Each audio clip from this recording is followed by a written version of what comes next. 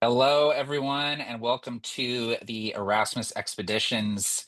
I am Matt, and today I'm going to be running some 5th edition Dungeons and Dragons in the Caldera, which is Jeremy Lilley's wonderful fantasy Wild West setting. And it's an honor to be able to run it for Jeremy on his channel in celebration of 10 years of the Erasmus expeditions.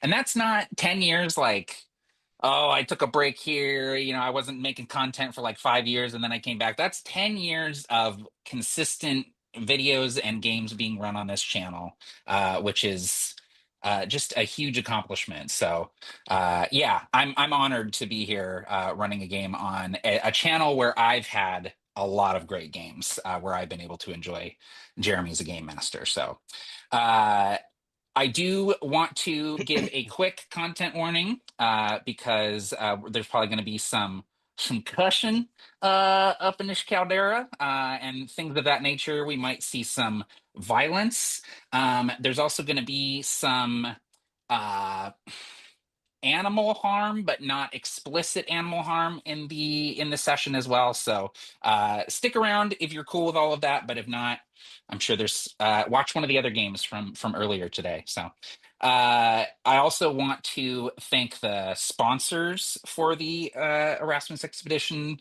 Extravaganza. That's Absolute Tabletop. I've heard those guys are super handsome and really cool. Buckstar Games, also super handsome and really cool. Mythic Gazetter and Nerdarchy, of course.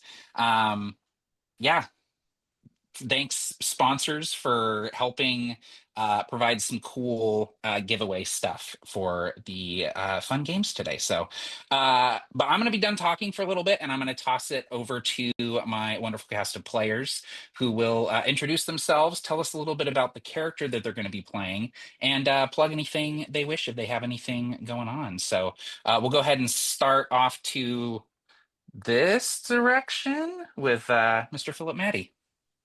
Hello. Thank you, Jeremy, so much for having me yet again on your channel. It's been a glorious 10 years to see all of the hard work and dedication that you've put into this. Um, I have the honor of knowing you personally as a great friend, and so I just am always amazed by your persistent ability to totally immerse the entire audience into what it is that you're presenting. Thank you for your showmanship and just genuineness. I'll be playing Hogarth Stills. Thanks for running, Matt. Super excited. We'll go ahead and keep going clockwise there and shoot for Jeremy. Me. Hi everybody. Welcome to the channel where you find me most of the time. Um, I don't get to play in a lot of games on my channel. It's happened a few more times here recently because of the games that my friend Baron has been running. So I am really excited. I think this is only like the second or maybe third time that I've gotten to play in Caldera. So I'm really, really stoked to be able to do that. Yeah, it's been an incredible weekend so far, filled with more times than I can count. I was laughing enough that my sides hurt, especially during that last game. And to see some just incredible games run by some spectacular people um, here on the channel. And the fact that I get to do this to celebrate 10 years of doing this exact same thing is incredible. So thank you all for coming along and being a part of that. Thank you, Matt, for agreeing to take part in this. And I can't wait to play. All right, let's keep it going over to Jason. Well, hey there, family. How you doing? My name's Jason Smith. What can I say about Erasmus Expeditions? 10 years of just spectacular storytelling and camaraderie around the hobby that we all share here. And it's all put together by one of the most genuine, kind, inspiring people in the community. Jeremy Lilley, love you, dude. I'm glad to be here. I don't have anything to plug, but I'm going to be playing this ugly mug here, Gideon Cutter. He's a bit of a liberty extremist, and can't wait to get into the game.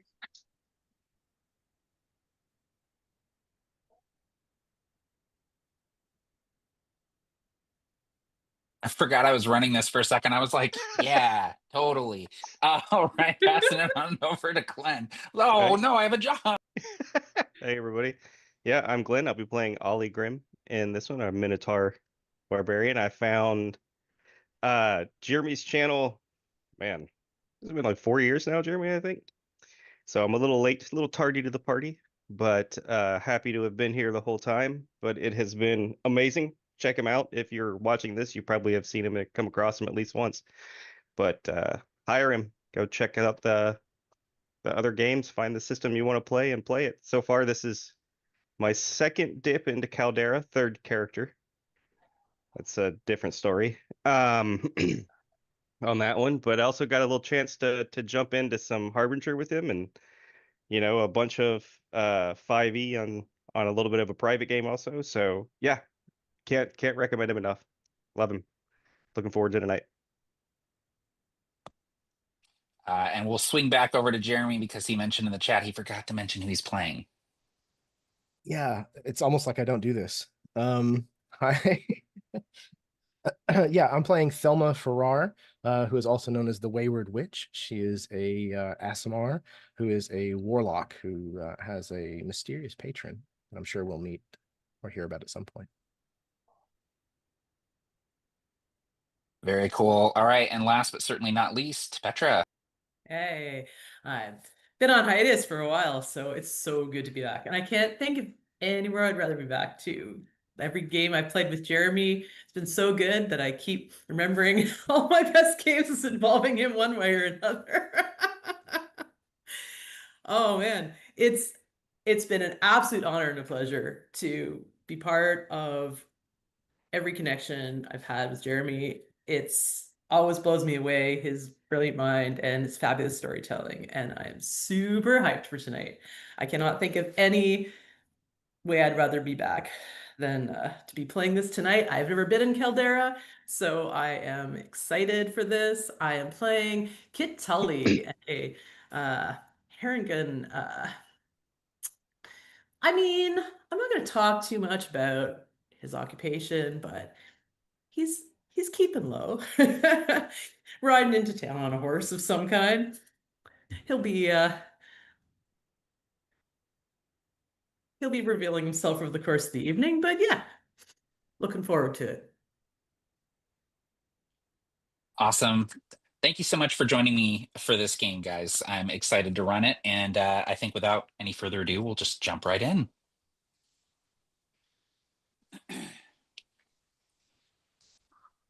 There's a saying on the Caldera that goes something like, dig deep enough, you're liable to unearth some bones.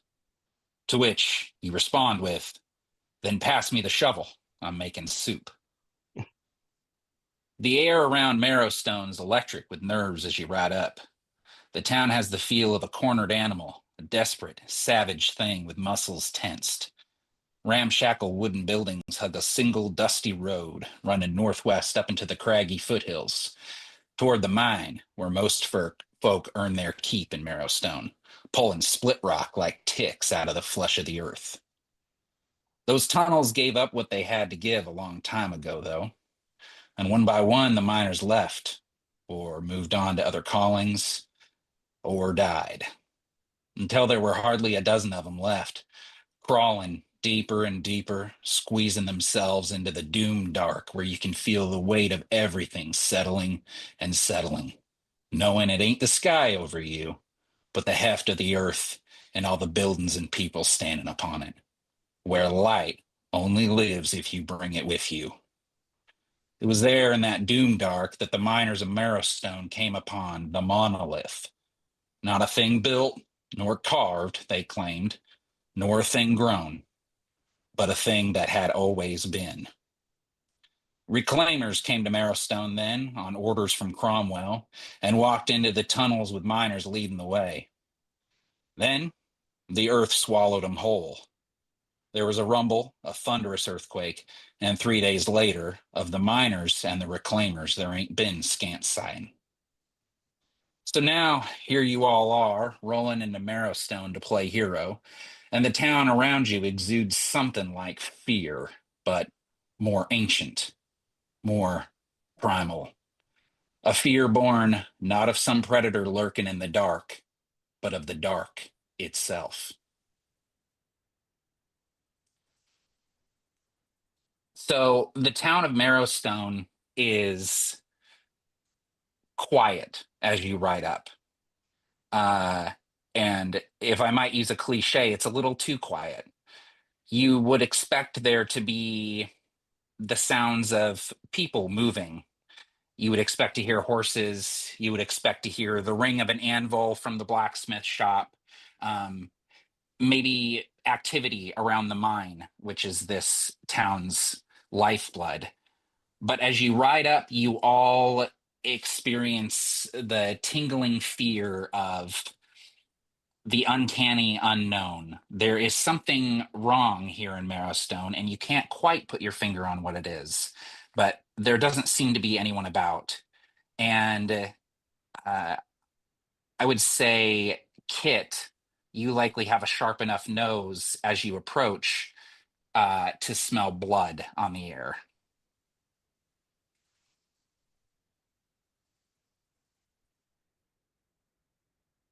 All right, so just a deserted town. What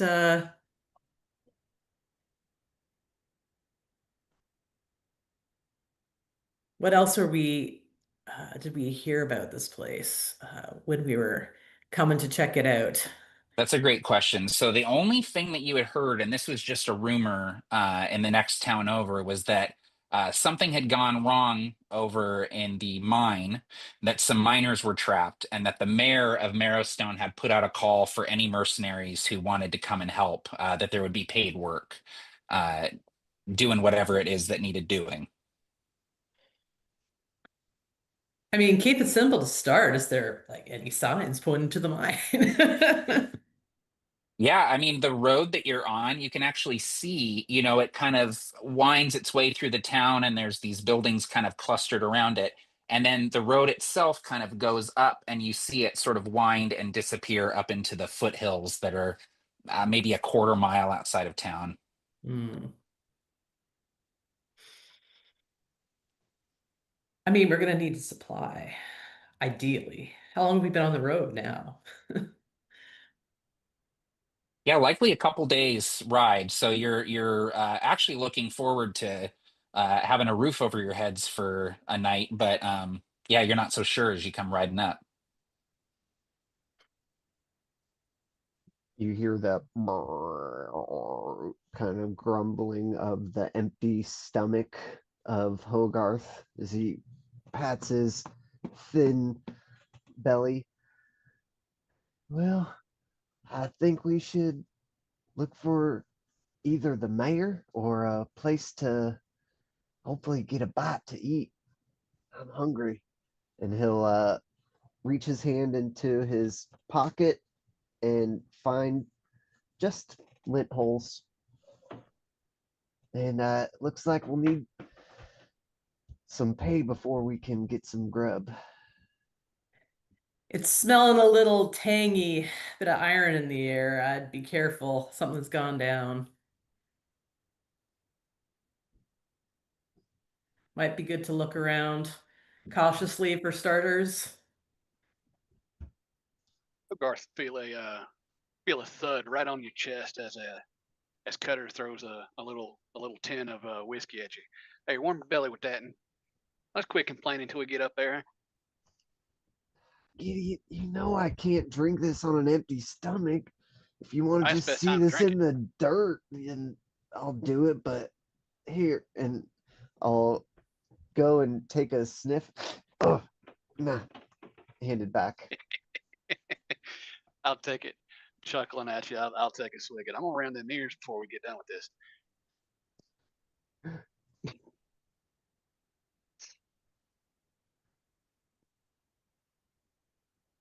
I think towards the back of the little posse rides this very advanced in age looking woman. She wouldn't say old. Somebody else might, but she wouldn't. Her skin is pale, almost the color of corpse flesh. And her hair and her eyes are the kind of white that the clouds take on just before a storm. She rides a horse that is equally as pale as she is, except this horse has what looks like it might be a natural marking around its neck and down the front of its chest that looks remarkably like a noose. She rides this horse side saddle, and as she holds not reins, but an actual rope in this horse's mouth, as she stares forward with these eyes that don't appear to see anything. However, she is scanning this town, and she says, I hear the drone of flies' wings. Kit Small rides guy here. other side of the group. Stroking his ears a bit.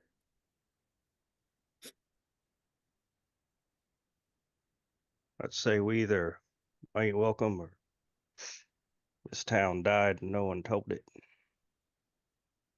The dead are the lucky ones. They feel no pain. Not anymore. I also feel no joy. Come on, Thelma. Don't be such a sourpuss. When was the last time you felt joy, Mr. Styles? Just coming into this town and thinking of a nice warm bite to eat is when I felt some joy, and I wish that I could feel some more of that joy. Let's go find something to eat. Or, I guess, the mayor. No, he seemed pretty joyful over at the bathhouse in Strawberry last time we were there. Whew, too overjoyed.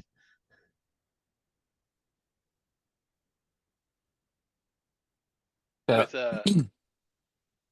with that, I want to just kick the horse forward and start trotting up the hill towards the town.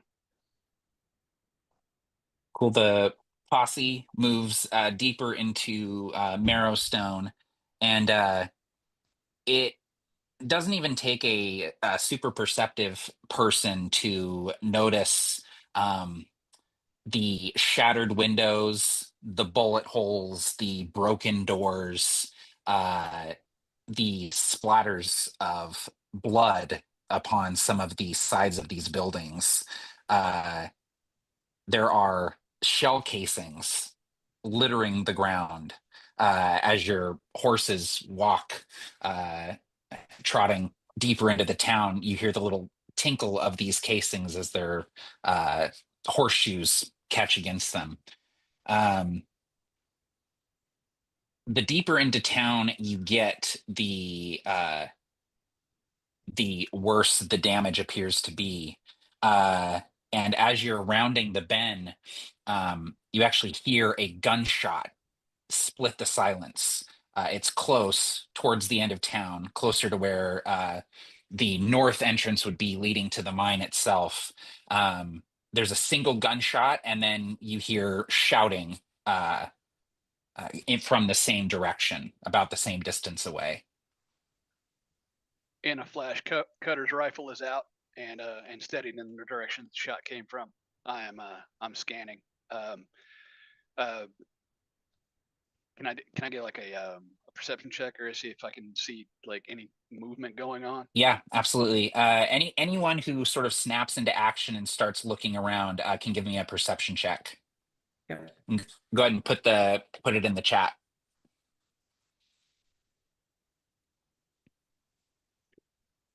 That is a nat 20. Ooh. Yeah.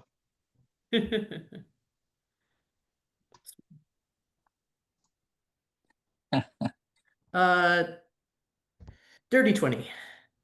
Okay. Get that in there. Okay, great. So that means that Gideon and Kit, both of you, as you sort of ready your weapons and start sort of looking for movement, watching for other signs of life, you actually see strange shadows kind of flit between two buildings on the other side of the street. Something quick and very low to the ground, darting like an animal across the alleyway, heading north. After that, there's just a moment, and then you hear more shots ringing out and more shouting coming from that direction. There's now multiple weapons firing off in the distance, and anyone who knows anything about guns can hear both rifles and pistols being fired. Jeez.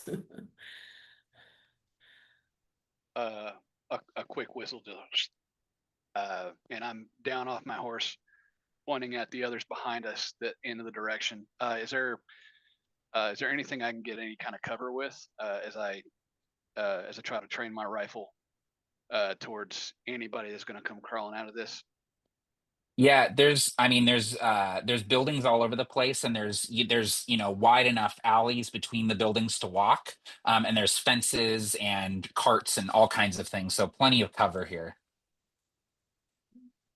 Okay, cool. Yeah, I would shoot off my horse, get on like the porch of a building at a corner, trying to like sneak a peek down an alley.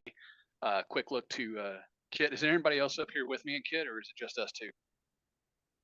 I think Ollie probably rides closer to the front and would be up there, but not necessarily. I'm not definitely hiding, because I'm more gonna just shoo the horse away and stand in the middle of the street, sort of looking up and walk to the intersection of the alley. I mean, the best cover would be if we don't have vertical advantage. Kit looking around. I'm depending on angles of things. I'm gonna duck in the alley for now, but I might be hopping up onto the top of a building. Ooh, okay, yeah. You can absolutely try to do that if you would like. Yeah, with an acrobatics or athletics. I actually have hop. It's a skill I can use a Ah, couple very times cool. as a Harrigan, so might as well just try that first. Yeah, I think. Well, I I mean, think Cutter if likes I to. could scale up quick, I got a moment for the maybe I'll save my legs for combat. So let's just try regular. Yeah. I think Cutter would try to follow Kit up as well. He's not going to be able to hop as well as his companion here, but he's going to struggle a little bit getting his big self up on the canopy of this Yeah, porch. there's actually like a lattice on the side of the building, so it makes it, if not for easy climbing, at least there's handholds to grab onto. Okay, Okay. I got a 20 with my acrobatics bonus. So Cool, easily do that. yeah. That's 18 on die plus 3, so 21. All right, yeah, you both are able to scale a building, and then Ollie, you're kind of in the middle of the street. Hogarth and Thelma, where are you guys positioning yourselves here? Hogarth will gather Kit, Gideon, and Ollie's horses if they travel with them, and bring them over to the side and dismount my horse as well, and just make sure they're all tied up and safe out of gunfire. Also, I'm sure they need some water, so I'll do a little bit of actually just taking care of them.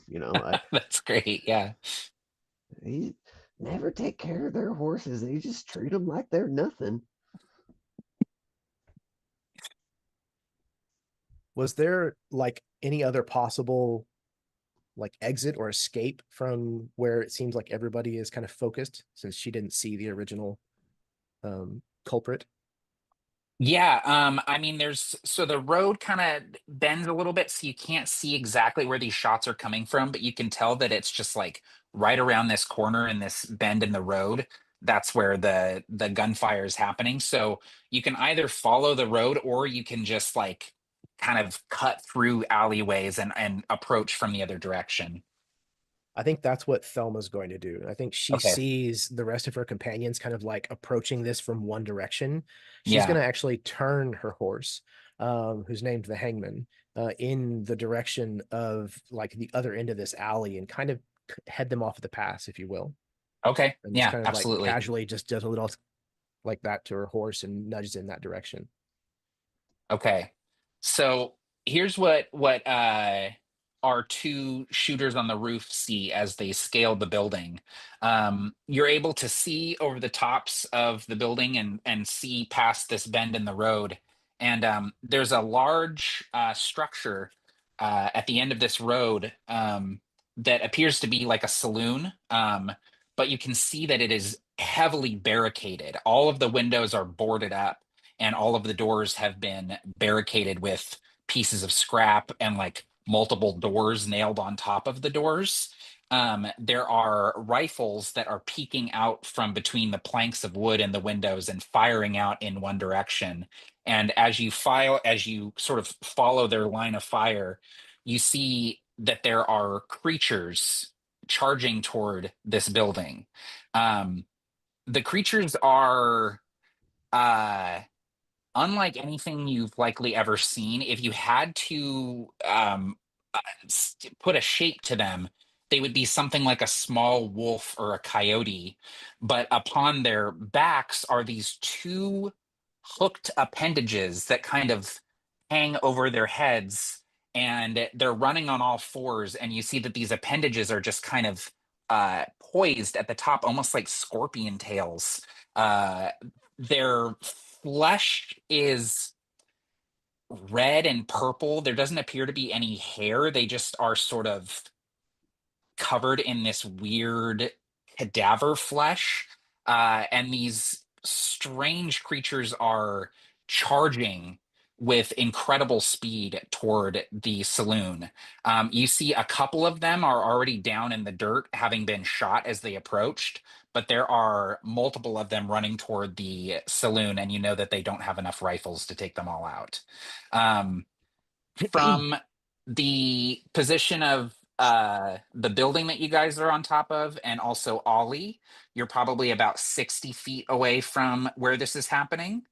Thelma, because you're cutting through the alley and are on your horse, you're probably about 30 feet away from the saloon as you come around the corner.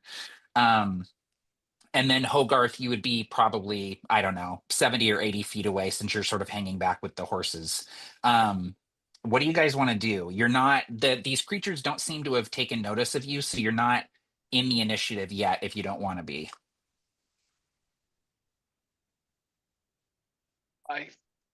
I think I don't think I'd wait for anything else to happen. I see monstrosities going towards the most holy building in the town, the tavern. So I'm gonna level my rifle, train a shot, and take a snipe at one of these displacer coyotes. Great. I mean, we came here to be big damn heroes, so we need to get into it. I like my vertical position, though. I'm definitely not forfeiting that. So if I can, I mean, I don't know, with these extra appendages, I can't imagine these things would be great climbers, although I'm not super into their visage that's got going on. Shooting them feels like the only thought in my head right now. Okay, great. Yeah, both of you go ahead and give me ranged attack rolls on these creatures. Ready?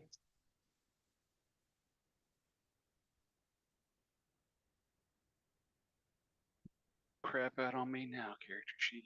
Go. Oh, that's a dang it. That is 16 from Cutter. Okay, that's a hit. Go ahead and roll damage. Oh, nice. Gross. One. Oh, gross. Nick shot. Only 3 damage. 3 damage. Okay. Yeah. Yeah, So no. Did you miss, Petra? I did. Okay, yeah. So from the rooftop, a couple shots ring out, and these things are faster than you're kind of anticipating. So Gideon, you take your shot and you just kind of clip one of them. You see the bullet pass through and spray the ground with this like purplish blood. And the thing just keeps running. It barely takes notice of the shot. Shit. we'll go ahead and have the three other players. You can each take one action, and then we'll go ahead and roll for initiative as the shots ring out from the rooftop. Ollie, what are you doing in the middle of the road there?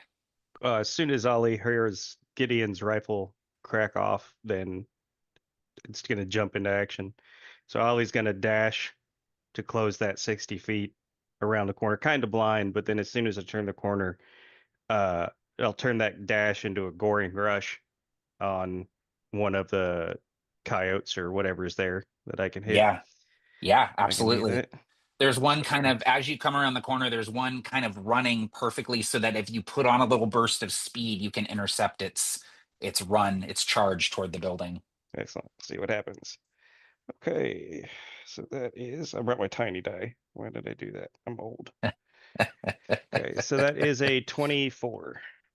Oh, yeah, that'll hit. Go ahead and give me some damage. Okay, not much though, only 5 damage. 5 damage. Okay.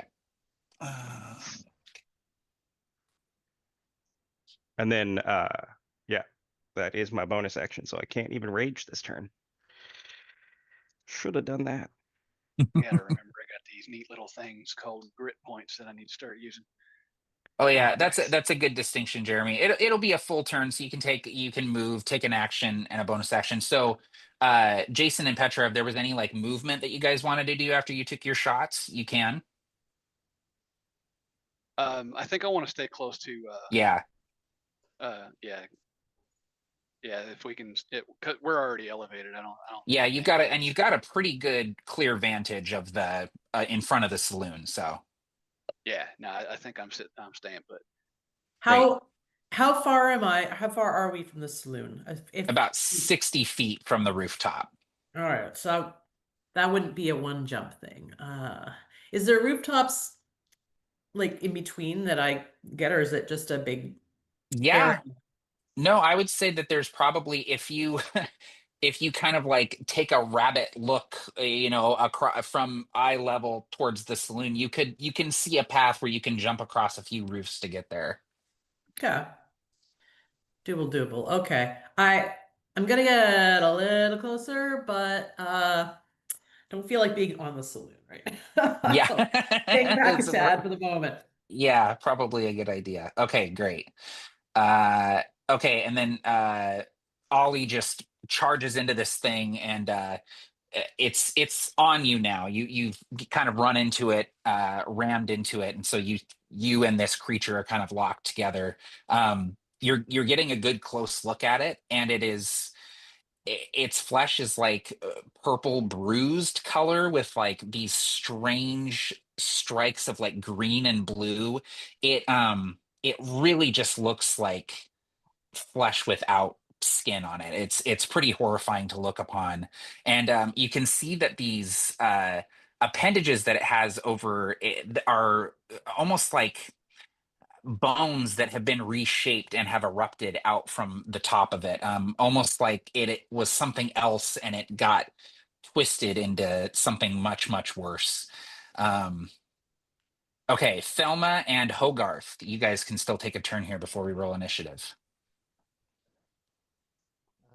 I'll quickly get my mandolin off my back that says "This machine kills fascists," Hell and yeah. will. My Hell name yeah. is Hogarth Stills. I've been wandering these hills for eons neath the harsh Caldera sun. I'm always searching for a grin, treating all folk like my kin, singing all our stories just for fun. We're on to Marrowstone. Thank the gods I'm not alone, and our band will see this job is done. I'll give bardic inspiration to Gideon. Hell yeah. Go ahead and take inspiration as well, please, Philip. Yeah, thanks. And then for my movement, I'll just kind of like try to huddle and duck down beneath porch awnings on the way to the saloon, not trying to draw attention. Or well, I'm never mind. I'm singing, so yep, the attention's there. Yeah. Okay, cool. So you're moving about 30 feet closer to the saloon. Cool. Yeah. All right, great. Okay, Thelma. Yeah, so wherever it is that it looks like these things are actually coming from, Thelma wants to have the hangman ride basically as close as he can get to a building that has another clear line of sight Mhm. towards this that is not the saloon. Okay. And if she can get within 30 feet of that, she is going to kind of like, again, riding side saddle, she's just going to kind of easily slide out of the side of the off of the side of the horse and kind of like shoo him off, like let him know to go, as she kind of like caresses his back gently. And she's whispering to herself kind of under her breath. And as she does so, you can hear the creaking of tree limbs, as you see all Ooh. of these like spectral hands reach out of nothingness and like interlace their fingers like all over her body. I am casting mage armor with my eldritch invocation. Very cool. Very cool. And then these hands continue to form, and now they're actually like forming with palms flat up towards the sky. And she is stepping on them as if she's walking. And as she is like coming just a few inches, a few feet off of the ground, she disappears into what looks like the ethereal. And then she's going to teleport 30 feet away with Missy Step onto the roof of that building. Awesome. Awesome. Awesome. So you are now on the roof of the building. I would say you're probably like 20 feet from the saloon on this rooftop. And you've got a very good, clear vantage point of what's going on in front of the saloon. And I would imagine that you sort of appear on top of the roof just as Ollie slams into the side of one of these abominations, knocking it to the ground. Okay, let's go ahead and roll for initiative proper. And you go ahead and put it in the chat, and I will roll for these guys. Ooh.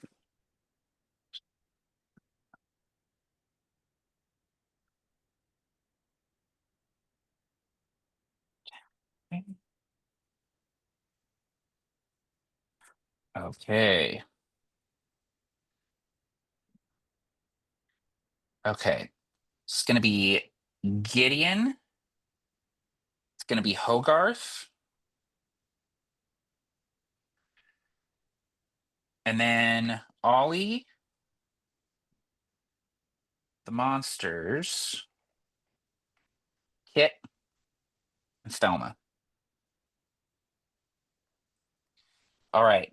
Gideon, you are up first, and you have Bardic Inspiration. And then Hogarth, you're on deck for next. So Hogarth has shoulder tackled one of these coyotes. Is there another one that might be closing in that he maybe doesn't see at the moment? Yeah, so yeah, Ollie charged into one of these creatures and knocked it to the ground. You actually see Gideon from your vantage point, sighting down the iron sights of your rifle. You see one of the other creatures that was charging toward the saloon kind of skids to a stop, seeing this other creature come into the road, and makes a beeline right for Ollie with malicious intent. Right. Yeah, Ollie. I mixed the names up. Oh, it's all good. Yeah, I'm gonna take a shot at that with Bardic Inspiration. I had the D4 to the attack roll, right? Or is that just the damage? Attack roll, I believe. Yeah. All right, cool. And I've been listening to him sing as all this is going down. It's like, as right as I squeeze the trigger, voice of a fucking angel. And with that, that is a 19 on the dice plus 3, so 22 to hit. Yep, that hits. Let's see. It's a 5. That's a 5. That's a 10. I also roll the D4 for the damage, or just the attack roll? I think it's just the attack roll. I think it's Gotcha. just the 20, yeah, the D20 roll. Okay, so that's 10 damage on the dice. 10 damage? Okay. Yes, That sir. is enough to take this creature out. Go ahead and describe what it looks like. Oh yeah. So, I'm I'm a pretty good frontiersman. I've brought down buffalo. I brought down elk, and this really no different. A little smaller, a little quicker, a lot uglier. So as it's making its way towards Ollie, I see right behind its foreleg, right into the rib. I take that shot and hit it with the heart shot, and it rolls to a thudding stop right behind his feet, as he's no doubt clubbing another one half to death. Okay, anything else on your turn? No, I think I'm good with the movements. I'm gonna stay right here and keep taking these shots until it becomes untenable. Okay. All right, Hogarth, you're up, and then Ollie will be next. Listen here, you vile beasts. We won't stand by while you feast. Our hounds will make sure this day is won. I'm going to cast Phantasmal Force on and one of these creatures if it's within 60 feet. I think there's one within. Yeah. Because Cool. you were like 80 feet away and moved 30 feet up. So yeah, you're good. My base speed is 35, so just a hair Oh, closer. even better. Yep. So Phantasmal Force, intelligence saving throw DC 12. Ooh, okay. Nope. All right. So this creature sees a blink dog, which is just looking like golden retrievers, or maybe, a sheep or cow dog, I guess. That's probably more the appropriate style. So we'll have some cow dogs show up, two of them in a 10-foot cube, pestering one of these displacer coyotes, and they will take, so only they can see this, and the target can use its action to examine the phantasm with an intelligence DC 12. Otherwise, each turn they'll take 1d6 psychic damage. Ooh, okay. On their So, turn, they will? effective turn. Yes, on their Okay, turn. cool. Let me make a note of that. Yeah, so everyone else just sees one of these creatures just kind of stop in its tracks and get kind of low, and the appendages kind of come up, and it seems to be facing down something that isn't actually there. Very cool. Okay. Anything else on your turn, Hogarth? Do you want to keep moving, or do you want to keep about 60 feet away from the saloon? I think that I want to keep moving towards the saloon. Okay. And if I can, just call out to the people in there. Don't worry, folks, we're here to help. Nice. Okay, cool. All right, Ollie, you're up, and then it'll be the All right. monsters after that. I think I have one on me right now. You If do, that's yeah. The one yep. the one that you rammed into is kind of right there on you. Great. So then I will go ahead, pop into rage. Um, it's sort of like eyes blow like a cat, you know, all the way out, and head down, rip this thing off my shoulders, and go to crush it with a hammer hit. I'm gonna go ahead and do reckless attack on it also. Ooh, nice. Okay. On that, and so what's the highest? Okay, yeah, that's 17 plus 5. Should Yeah. probably hit. Oh, yes. Okay, this is two-handed now with the hammer, so I believe that is 1d10 plus 5 on that. So that is 10 damage on that 10 one. damage. Okay. Go ahead and describe what it looks like as you take that one out. Oh, I think Ollie sort of from headbutting it and goring it, like as I shouldered it through to knocking it on the ground, stand on both of the little bony appendages, and then just two-handed swing down, like driving a spike for the railroad, just straight into the head of the thing. Uh, stand up and walk, if I can, close the distance to the saloon door, because I kind of Yeah, want to put me in the door, great. facing out. Yeah, you can absolutely move up to the door, and you're sort of the windows on either side of the door. You're kind of you see the rifle barrels sticking out, still firing out at the creatures. Okay. All right. Monsters are gonna go. There are 3 of them in the square left that you all can see. Um, one is going to charge up to Ollie in the doorway, sort of closes the distance very quickly, sort of running, and you as you see it running, Ollie, you would probably be reminded of like a mountain cat, like a cougar, the way that it is just like moving with speed, and you can see the ripples of its muscles, the just like the power behind it. And it comes charging at you. Okay. That is 19 on the die, 22 to hit, and your AC is 13. That's right. 13. Low Yeah. ACs, baby. Okay, I'm gonna be rolling a lot of damage tonight, I think. Okay, that is 11 damage. As Halved. this thing plows into you, and the bony appendages, you can see the kind of like hooked, barbed bones on the end of these things.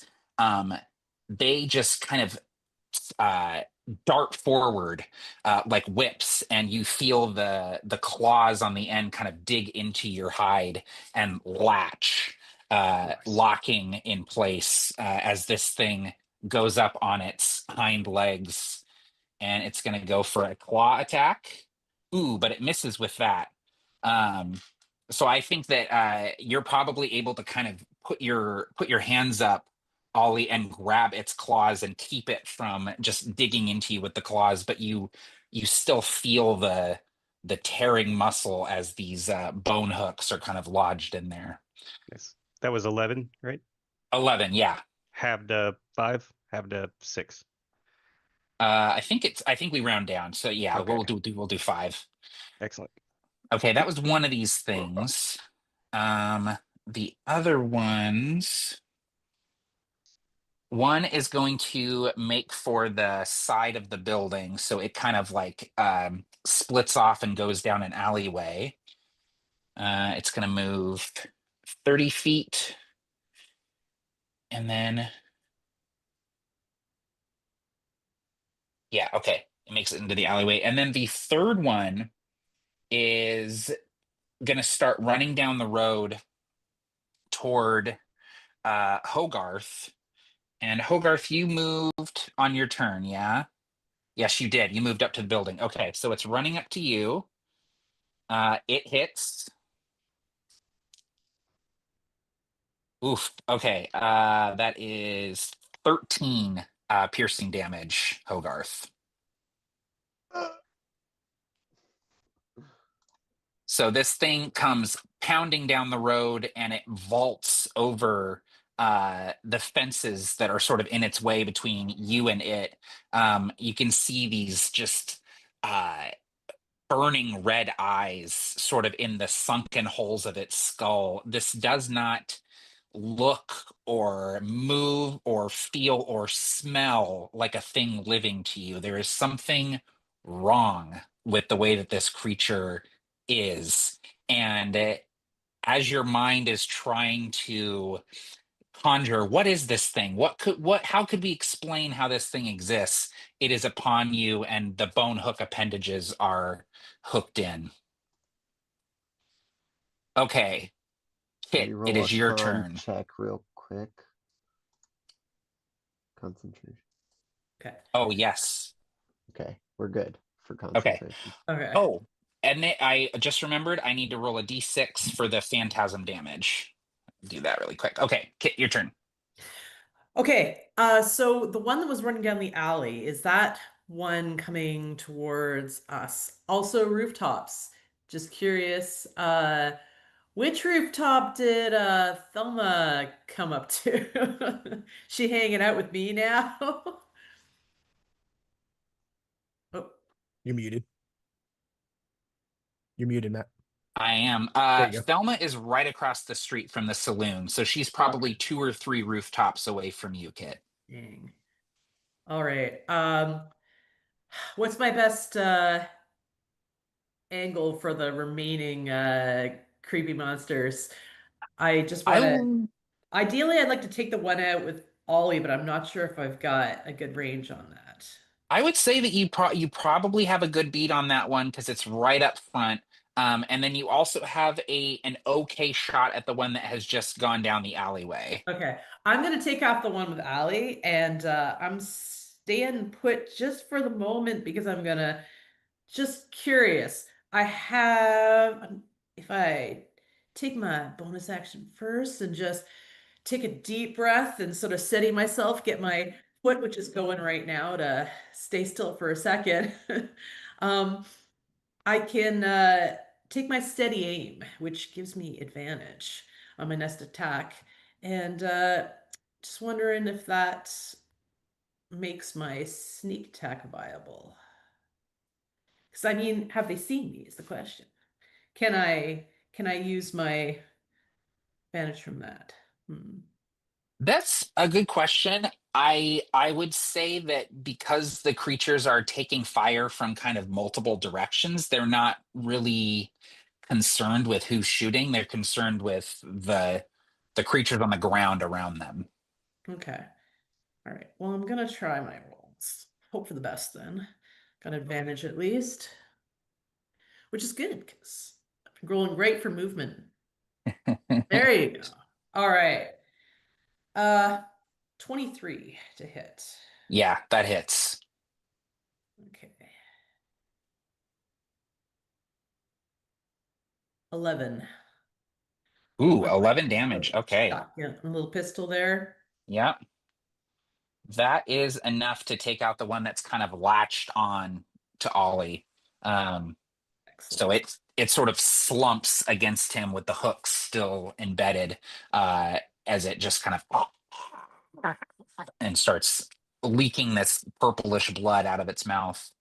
Yeah, good shot, Kit. Gonna make another little mark in our little tab keeping. I think that puts me up one above him now. Tag, you're it, buddy. Only All right, and I gotta stay still for the rest of my turn because steady aim took me a bit of time just to Got make it. sure I made that shot. Cool. Okay, awesome. All right, Thelma, you're up. So is there still one that I can see from the rooftop that I'm on top of? Yes, you can see the one that went down the alleyway and the one that attacked Hogarth. You've got eyes on both of those. Okay, perfect. So the one that is closed with Hogarth, I guess I'll try to see if I can't get that one off of him. Uh-huh. So Thelma is wearing this, what looks like it might have at one time been a beautiful like prairie dress for, an older woman. And it's like faded and worn and looks like it might have like stains of like soil on it, and it's kind of ripped and torn, and you can see what looks like pieces that she has added to this. This is beneath her mage armor, but like thick leather chaps, a leather sleeve here or there that she might wear for some protection whenever the mage armor isn't effective. And across her stomach and chest is a bandolier and a belt. And she reaches down to the holster that's at her hip and pulls what looks like the butt of a pistol out of it. But as she draws it out of the holster, we can actually see that it is just a pistol-shaped piece of bone that has rope, kind of like old and gray, like bound up with the bone. And then it looks like this bone and rope combination was put into the crook of a tree, and the tree like grew over parts of it, kind of Wow. combining it all into this pistol-shaped fetish that she carries as a wand called the limb of the hanged man. And Oh she my draws God. this, points it in the direction of the creature that is on Hogarth, and I'm going to use that as my spell focus to fire Eldritch Blast. God damn it. That's so good. Okay, that's an 18 on the die, plus, I think, a hefty 5, so 23. Yeah, I mean, yeah. Definitely. Fuck yes, let's go. She's got agonizing blast, so that's going to be force damage to the tune of 7 points.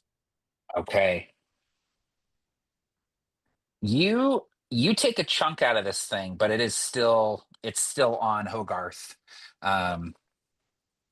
But you've blown a sizable chunk out of it with this fetish pistol fired at it. Okay, anything else on your turn, Thelma? Nope, that's it. That's all I've got. Okay. All right. We're back up at the top of the initiative with Gideon, and then Hogarth will be after that.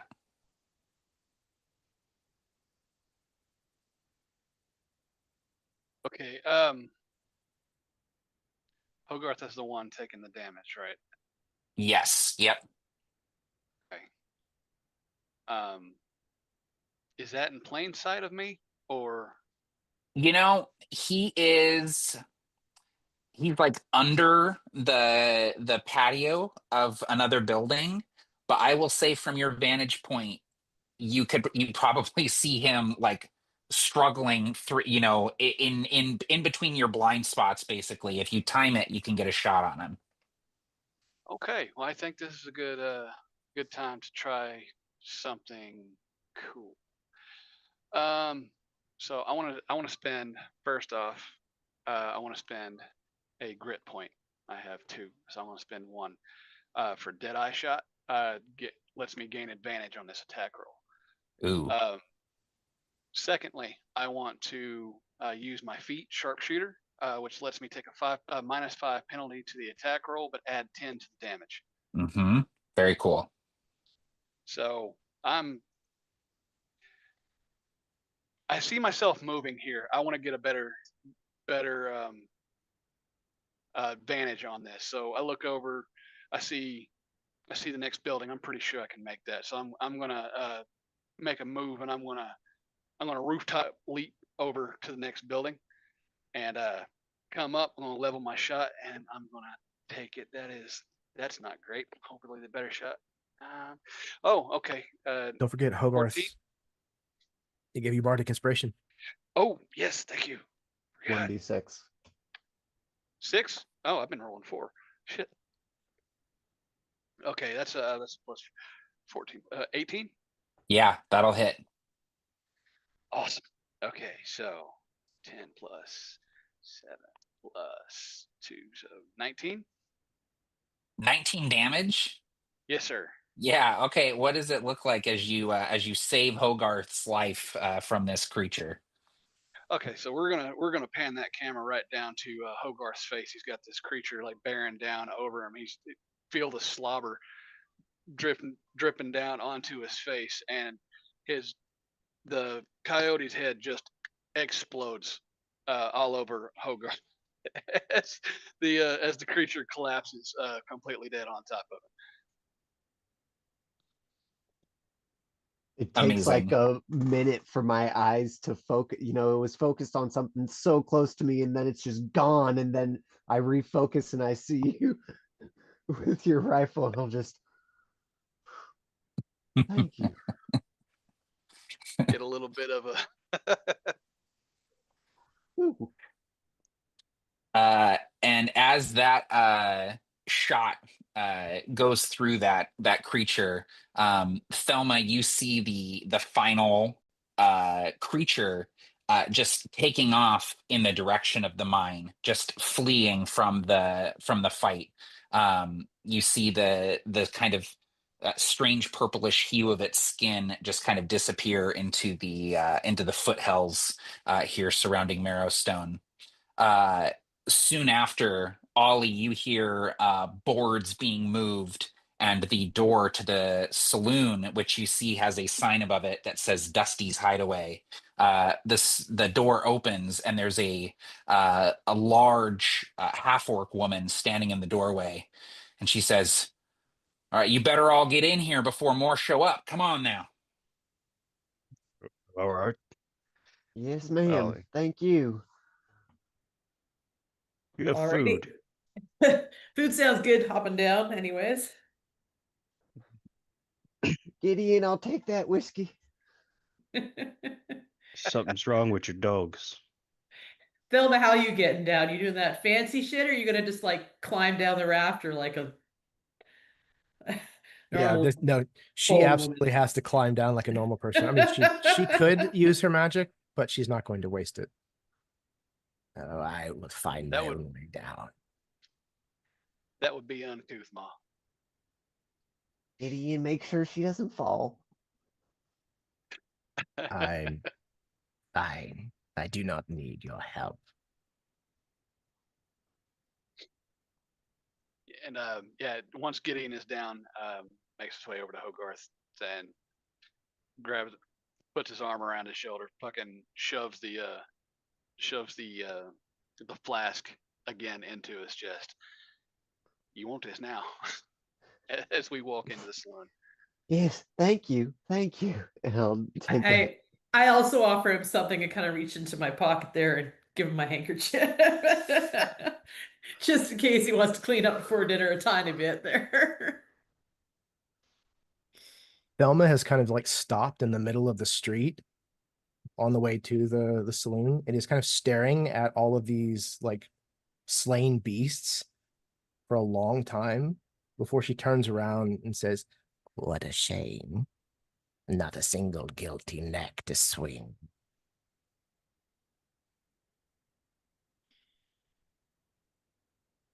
Oh, cut that out, Maul. There's plenty of guilty people around. Come on in. Are you offering, Gideon? He thinks for a second and doesn't even answer and goes into the saloon. Yeah, no, that's Come on, Ollie.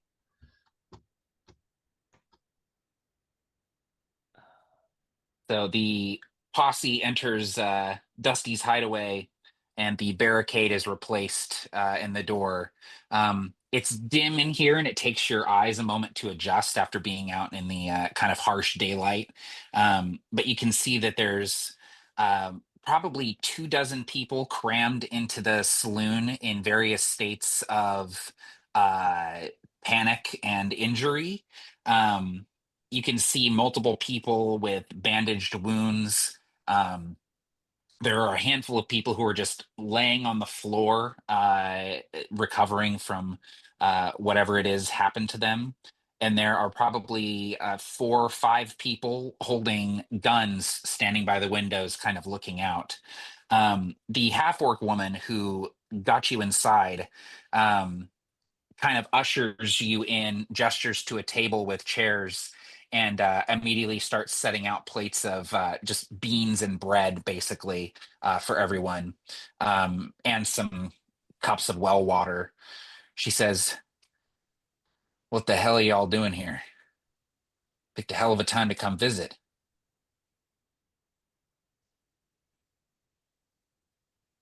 Been wondering that myself. We thought it would be a good idea to come and lend some aid. We heard you folk could use help and didn't know you were in such dire straits.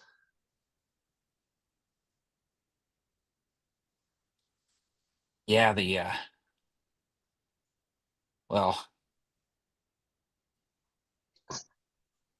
we weren't sure who would come. Reclaimers, law, we're happy anyone came, but I don't even know how to explain what you've gotten yourselves into. You can't rely on the law, only your neighbors. Here, here.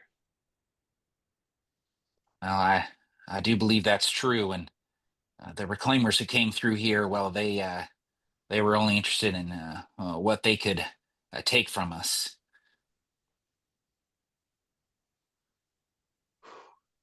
Well, I don't think we're exactly the help you were hoping for, although some of us are much more helpful than others, and I'll like pat the blood-soaked thick fur of Ollie. Y'all got guns, ain't you? That's the kind of help we need.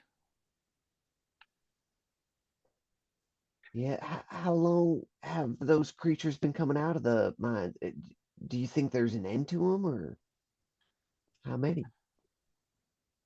They're not coming out of the mines. much we can figure. If reclaimers went down 3 days ago with most of the miners, and there was a quake, and they ain't been back up. And since then, well, this is all that's left. Those things ate the rest. I'm Gideon. Dusty, by the way, proprietor of this here saloon.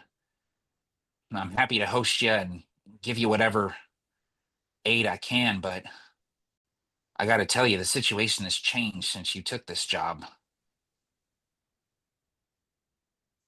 Gideon is just shoveling beans and down his throat.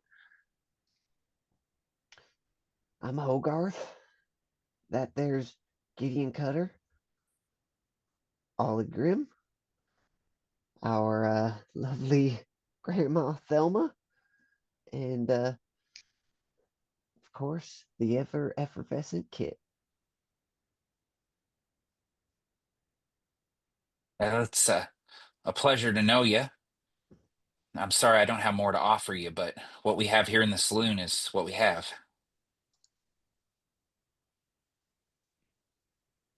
Sounds like bullets are going to be a priority. And we're running low on those too. We got to Mm. pick our shots carefully these days. These creatures you said did not come from the mines? Then where did they spring forth from?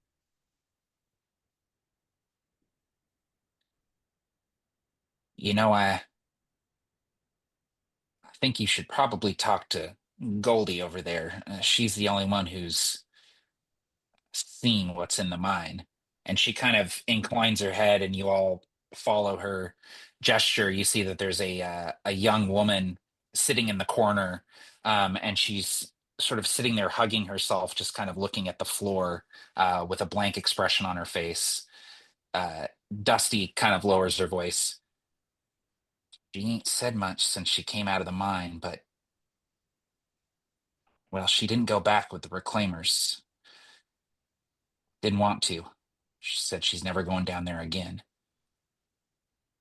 You might know more about where those things came from.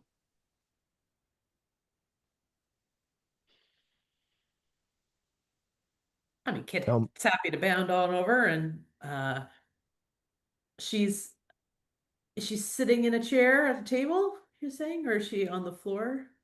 Yeah, she's sitting in a chair, sort of just in the corner. And she's young, she's probably late teens, early 20s. You can see that she has like a slight curve to her ears, maybe some elven heritage, blonde hair, and like dirty work clothes. Her hands are dirty and calloused. She just has the look of someone who works with rocks about her. She's very rough, tough skin.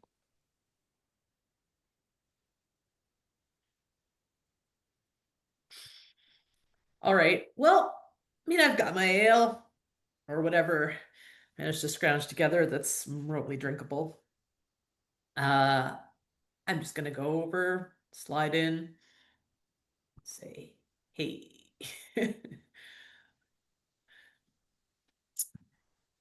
So Hi. I heard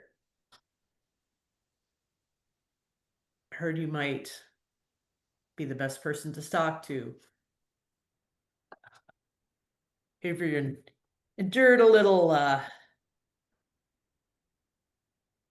bit of the horrible goings on these last few days. Anything you could talk about? Can I get you a beer? I I'm happy to answer any questions you might have, but I don't know how much help I'll be. I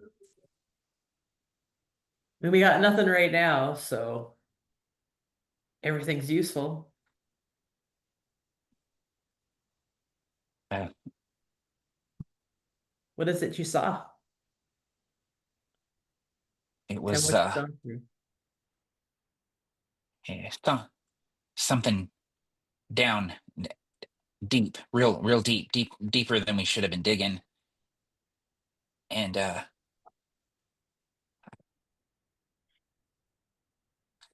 I can't really explain what it was, and well, when I try to think about it, it doesn't really feel like anything. And when we went down there and we found it, everyone else was talking like it looked different to each person. Everyone talking about it looked like a pillar, and no, it didn't. It looked like a big spiral rock and different colors, and it just made me feel bad, wrong. Everyone else was real excited about what the reclaimers might pay for it. I didn't want to go back down there. Not ever again, not after.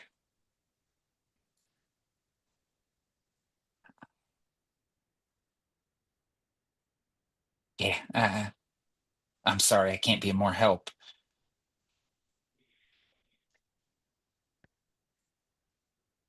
Did you just come up? How did you get separated from the rest of them?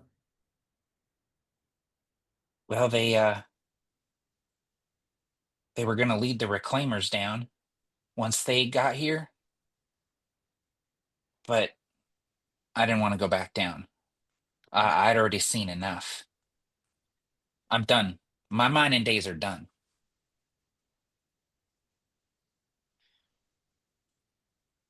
There's stuff what's supposed to be buried, stuff we shouldn't be digging up, and I think that has to be buried. I think we got to bury it again.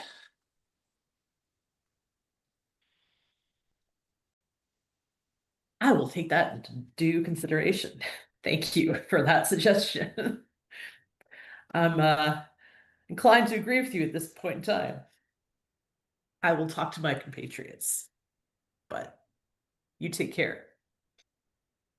And wait, don't listen to it.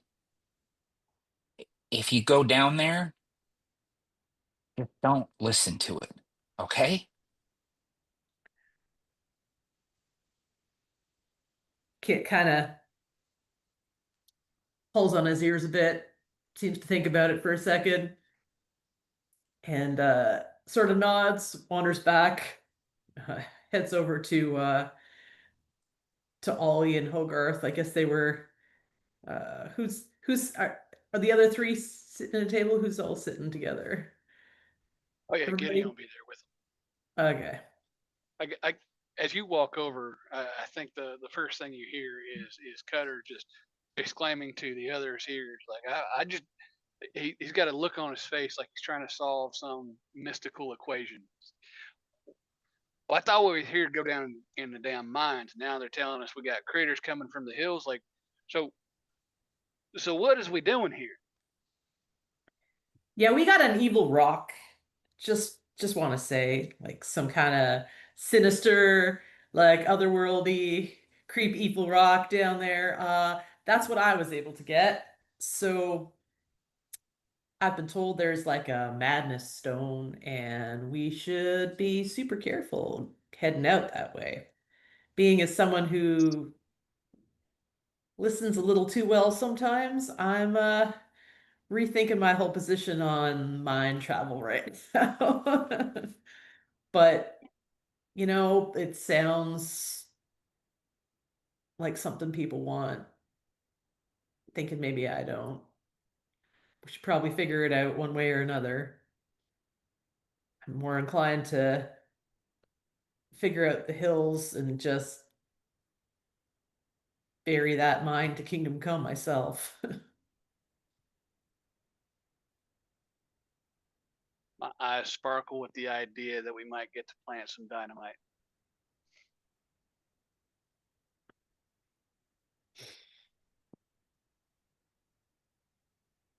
I think if it seems like we're going to be here for a little bit of time, I think Thelma is seated in a chair facing the wall.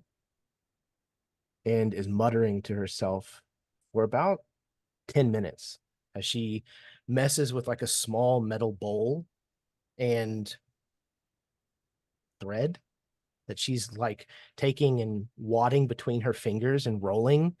And you can see that she must have maybe pricked the fingers that she's using to roll this thread around, because it's soaking up blood from somewhere. And this blood is like halfway coagulated looking. It's very dark and very thick.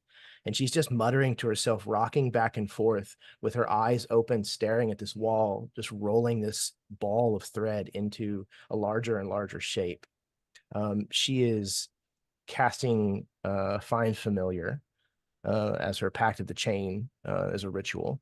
She is summoning her Spider Familiar. Why is it always spiders? I Hogarth asks if we can take just a small beat here so that he can also eat some bread and beans, take a short rest. That he Yeah, got short hobbled. rest for sure. Yep. Cool. And as he's taken his short rest, he'll play a little tune as well for the folks, break out his jaw harp and away on it, granting an extra d6 for the short rest. Very cool. Yeah, anyone who took damage, I think that's Ollie and Hogarth. Make sure you regain some of them's hit points. Would you say that I would regain a grit point with that kill shot? Would I be back up to 2? Sure. Yeah. Awesome. The half orc, Dusty, once you come back to the table, Kit, we'll say wasn't able to get much more than that out of her either, but it seems like whatever they found down there, something wrong, some sort of magic. All the creatures coming out of the hills, they look like that. Those were coyotes, cougars, whatever magic is coming out of the mine, it's changing things. I don't know much about magic, but I've never heard about magic that can do that sort of thing.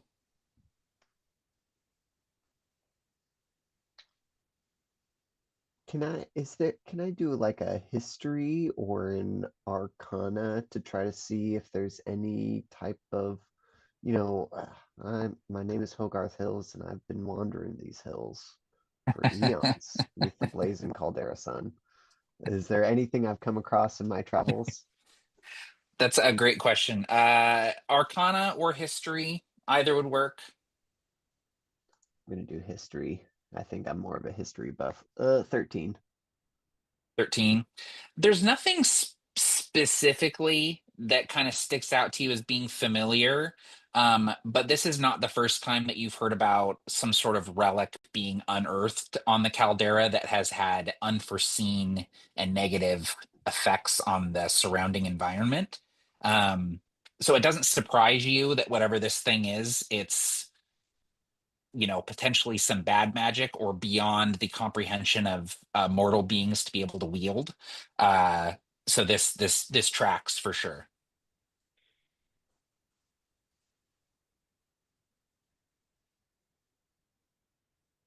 What would happen to this town if we did collapse the mine? Mine's been dead a long time. Not much would change. We ain't got much going for us otherwise. That's why the miners were so excited about finding this thing. But as far as I'm concerned, whatever they found should have stayed in there.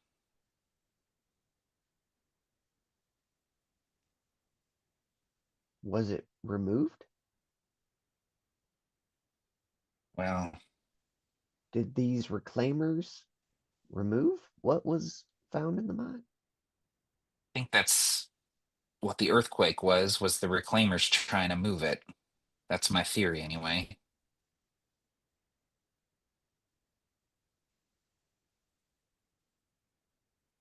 Well, we appreciate your wisdom. Do you know where we? in- I'm sorry, you said these reclaimers are nowhere to be found anymore. Last Don't known seem to be location, and their last known location was inside the mine. inside the mine. All roads point to the mine.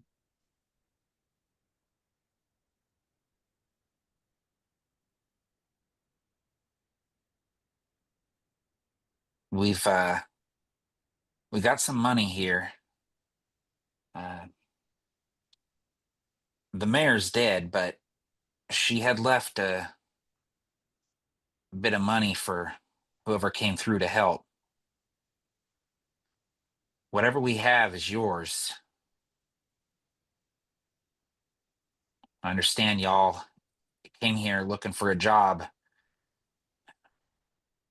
I understand you want to turn back, go someplace else.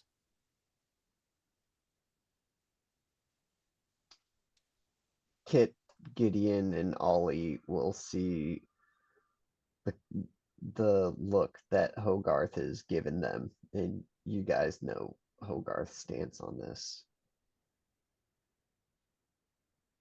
Part of the reason he's always hungry is he's always doing jobs and not liking to burden folk too much if he can just help them. No real need for that coin. It doesn't fill his belly, but food does. I won't speak for the rest of my crew though.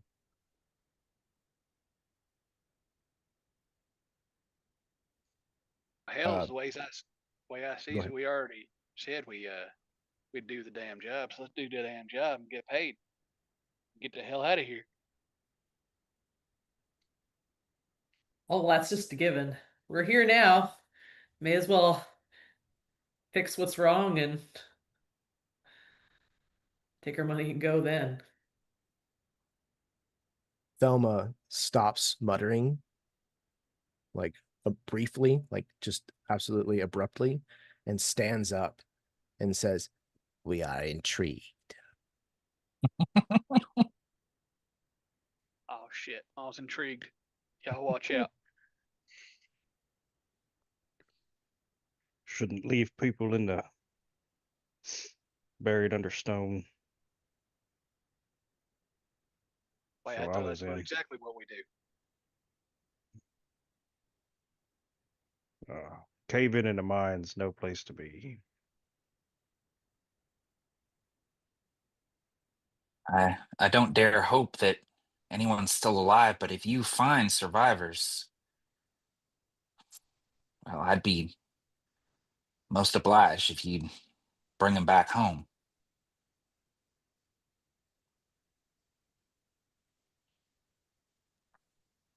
And I'm not Yeah. afraid of wolves.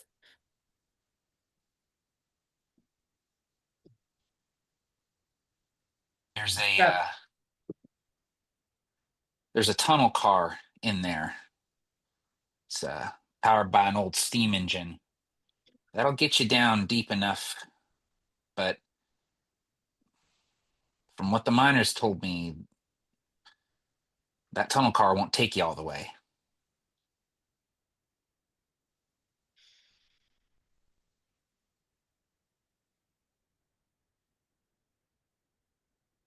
well, I guess we grab what equipment we can.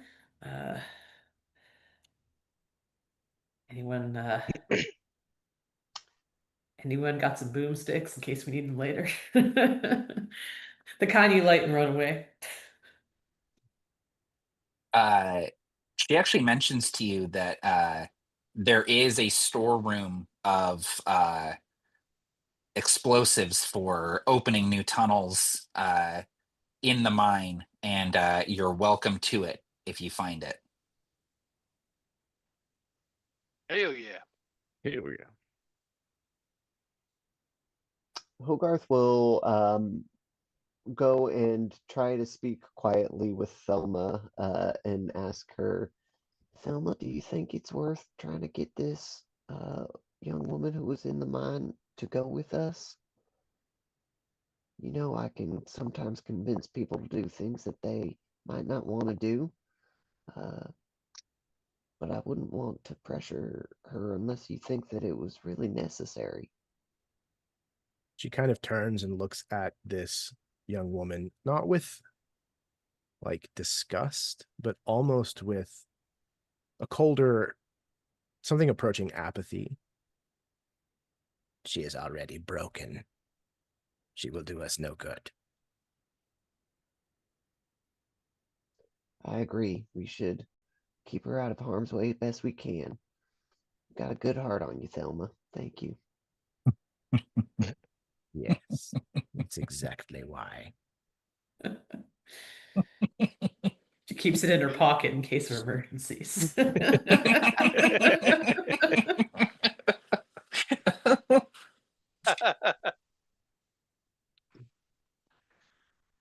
All right. I got my new side quest. I heard there's a room full of boom. So I think that's what I'm prioritizing right now.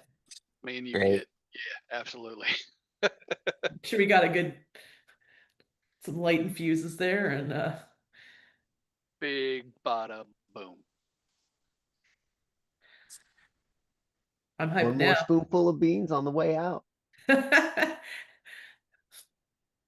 a different kind of boom. Yeah, you all load up on beans and bread and rest up. You know, bandage up the wounds sustained during that gunfight, and I think you get ready to head out toward the mine. I think this is where we'll take our break. Jake, if you're listening, it's break time. We gotta go potty. Break, break, Get us break, outta break, here. break, Go to break, break. break, break. Go to break, Jakey Jake. Whiskey calls. Before we start, I want to go ahead and give the same warning that I give on the beginning of all of my games. Hello, everybody out there in YouTube land. Welcome to our game today. One of many that are being a part of Brigade Con 2015. Today we're going to be playing. And we are now live. If foul language and mature subject matter are a problem for you, then this is not a place for you to spend time. Hello, everybody who may be watching now, even perhaps later. Welcome.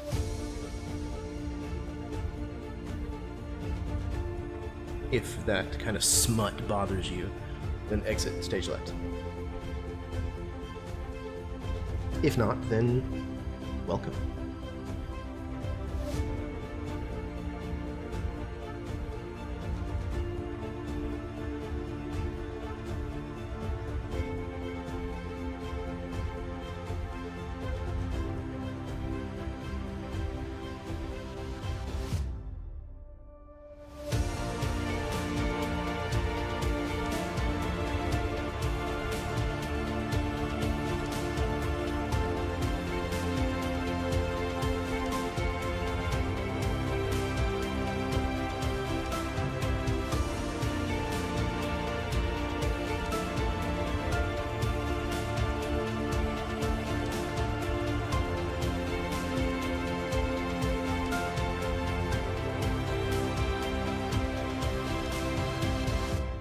From the bottom of my heart, I love the fact that there are people that find something of value here on the channel, whether it's entertainment or, you know, somewhat educational about, you know, a system or whatever reason that you have for hanging out here. It is deeply appreciated.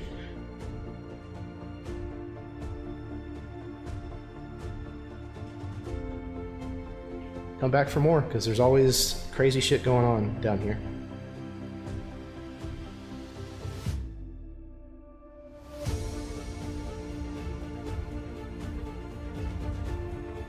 God, I'm so excited. There's so much more that I have swimming around in my mind.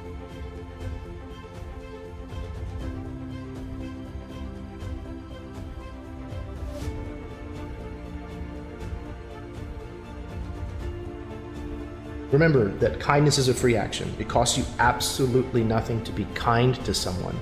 And especially in the world right now, we need about as much kindness as we could stand.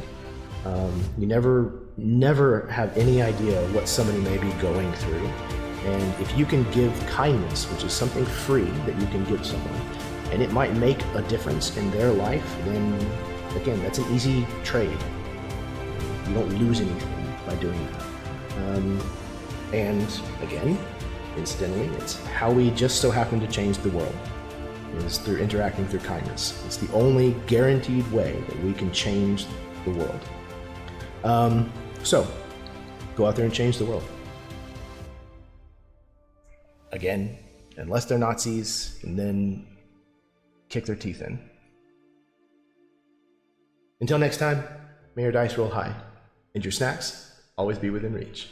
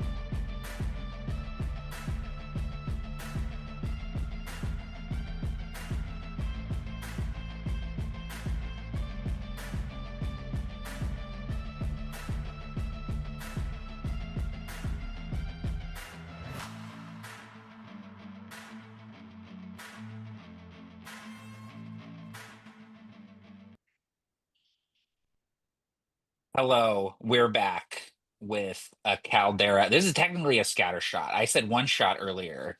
I misspoke. It's a scatter shot, Caldera scatter shot.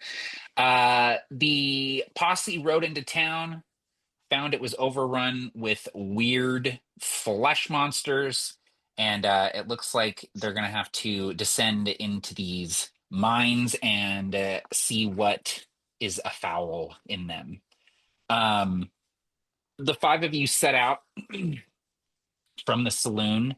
It's about midday now, so the sun is high in the sky, beating down on you and kind of coming up off the earth. You can feel the sun just bouncing against the earth and coming up under your any hats that you're wearing or anything like that. It's hot. And your trek into the foothills is short, at least.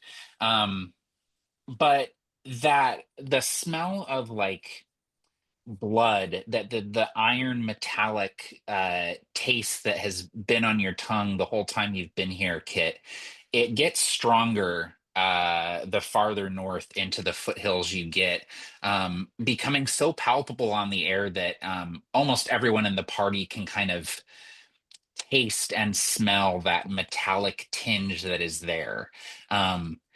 It's blood, but it's also it's meat. It has the tinge of meat to it.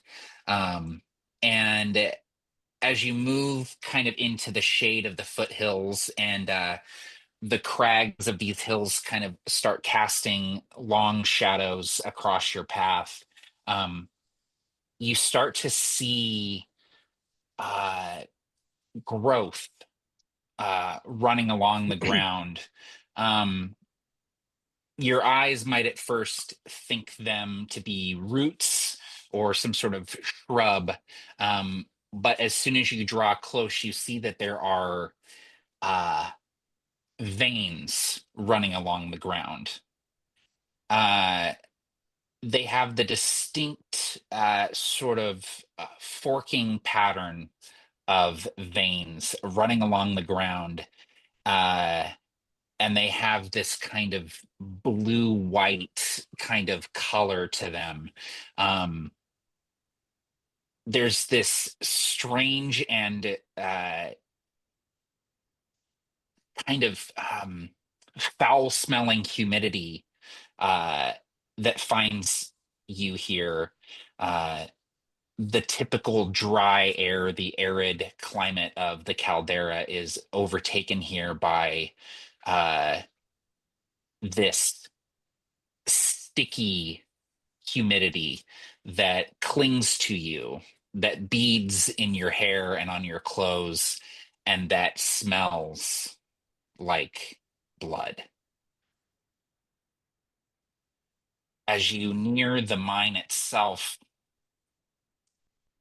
there is flesh running along the ground in addition to these veins.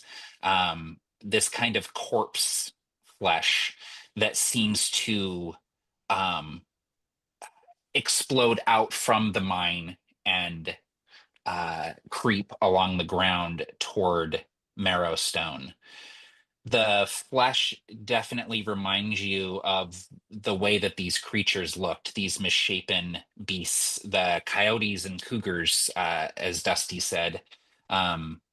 They too were overtaken and changed by whatever is growing out of the mine.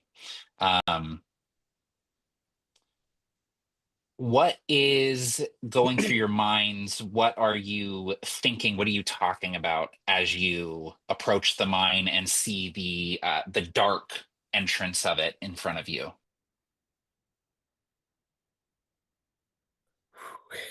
They probably should have realized that all of this is a bad sign. Should have stopped digging.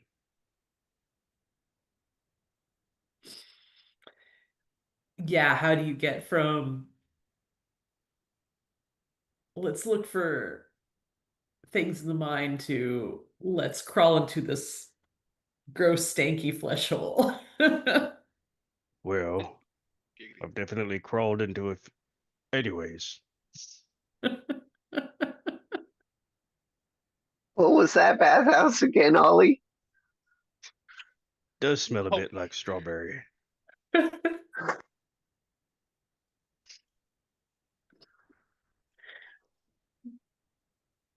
Yeah, this definitely seems much more ominous than we were led to believe. I think it's all the more important to take care of it. Like Kid's preserve playing it? the most serious game of don't step on the crack he's ever played in his life. Gideon's right there with you. That horse is just careful stepping. I think Can I? in a practice of opposites, Thelma has actually gotten off of her horse and turned the hangman away and is actually like tracing a finger with a long nail kind of along one of these like fleshy tendrils with veins.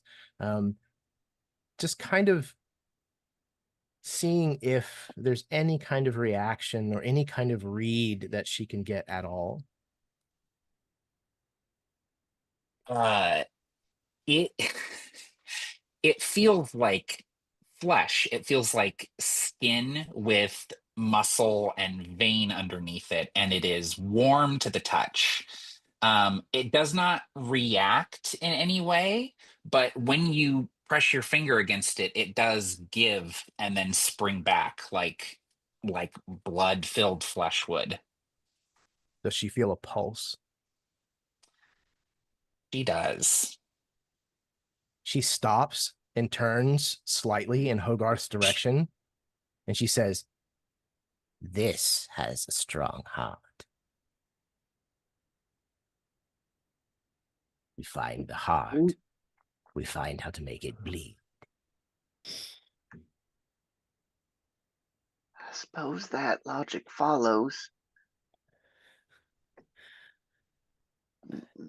My mom always said the best way to a creature's heart is through its stomach. What do you suppose this eats? Miners. and then she strodes forward.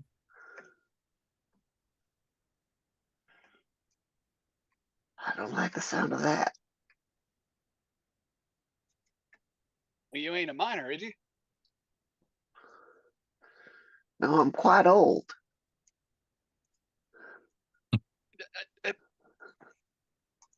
Yeah, I don't want to make this wound bleed. I just want to cauterize it. I'm just going to put that out there.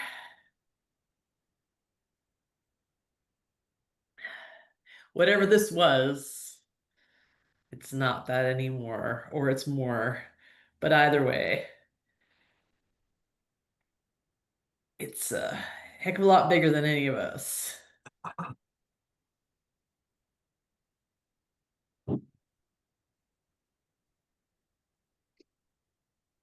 Well, standing out here talking about it ain't gonna get nothing done. So I propose we get this done as quick and efficiently as we can. Thelma is already like halfway to the entrance. Yeah, let's Y'all look gonna for the let the old dynamite lady- first. Yeah, Y'all gonna let Ma outdo you. I'm gonna shake my head as I'm gonna get off my horse. I'm gonna follow her in. we're looking for a cart. Oh, I yeah. guess. Kid's just gonna flash back to the good old bandit days and hoist his handkerchief up over his nose just for any extra protection he can get. Ollie, Going in. Ollie's gonna go to the tab board. Ollie's gonna go look to see if we can find out how many miners are in there. That's a great idea. You look at the tag board and see that 11 miners went down. I'll pull a tab and put my own up. Then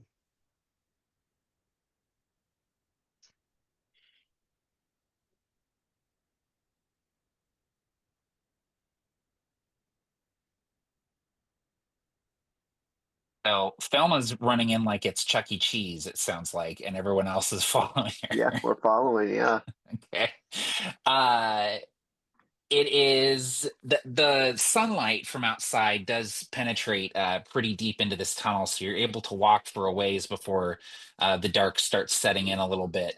But more than the dark, you're overtaken by the just how moist the air feels and how warm it feels. It has the feel of like stagnant breath. There's like I said, outside it beads in your hair and stuff. It's even more humid as you enter the mine. The vines and the veins and the flesh that were extending out from the entrance also run along this tunnel. Not on the floor so much, but you just catch the kind of gleam that raw meat has sometimes, the sort of metallic gleam, the shots of blue and green through, you catch sight of along the walls and along the ceilings as you're continuing on. Fairly soon, the tunnel does fork in several different directions. You can see that there is a sign kind of hanging here along one of the support beams, and it lists the the left fork says storeroom, and the right fork says tunnel car. I'll look over to Kit immediately. Let's go check out this storeroom. Oh yeah, I'm all down for that. And without any other hesitation, I'm gonna start heading down the right tunnel. Garth is going to take out a bit of chalk and mark the wall here, just in case we get turned around.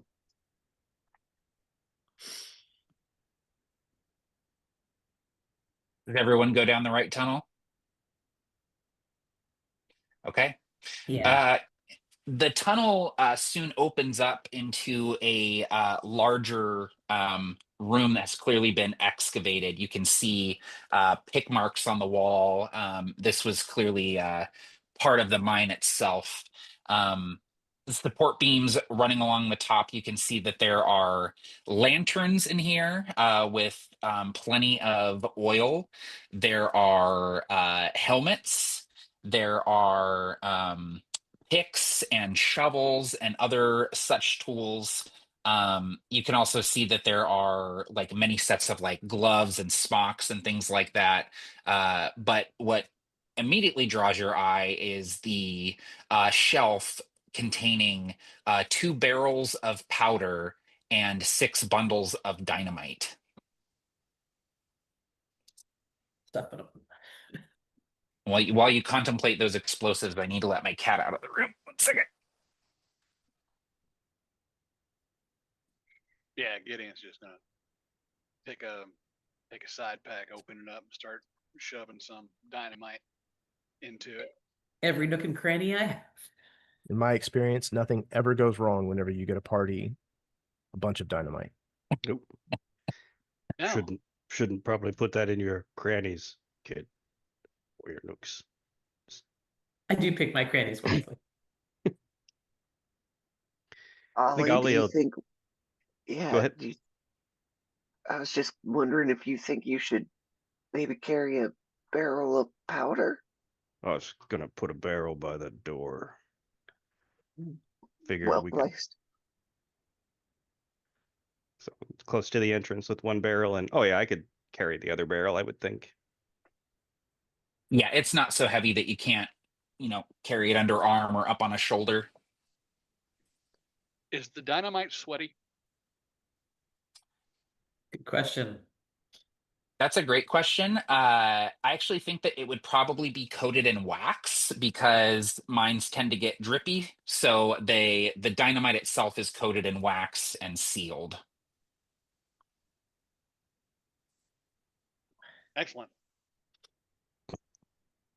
I'll take some lanterns too. Yes, I was going to ask if Okay. you guys were going to take light sources. Yep. Great.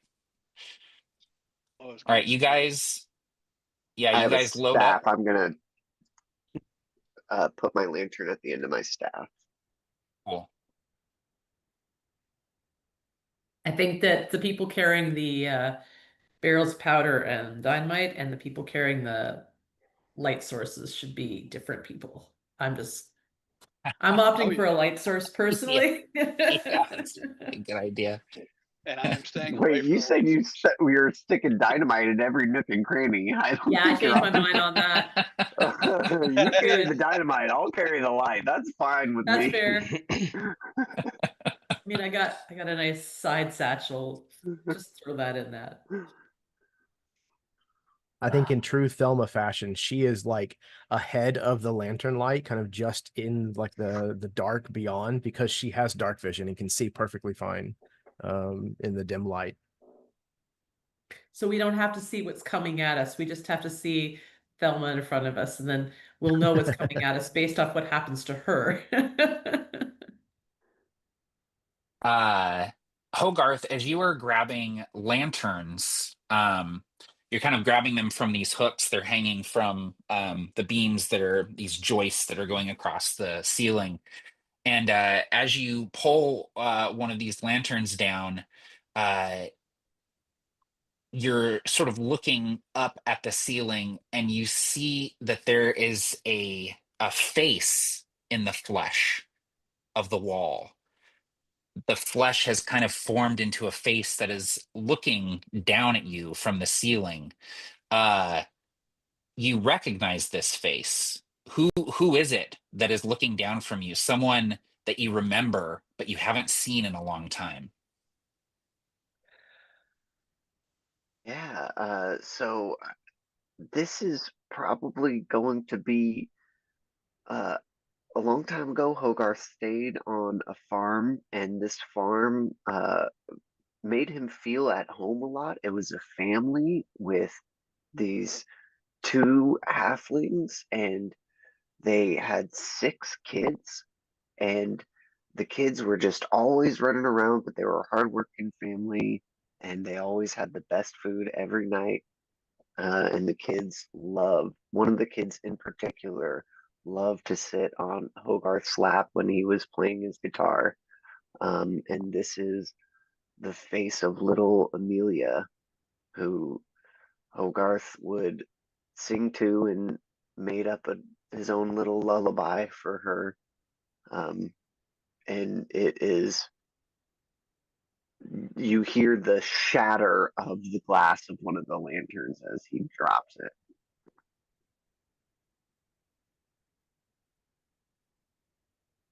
Takes a few steps back. Did anyone else see that face right there in the ceiling? When you look at Hogarth, it's just a mass. It's like a fleshy mass upon the ceiling. It doesn't actually look like a face. You must have just seen something.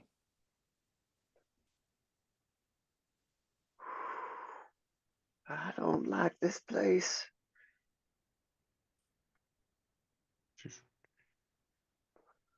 Not a fan of the flesh caves. Definitely not when there's random faces in it.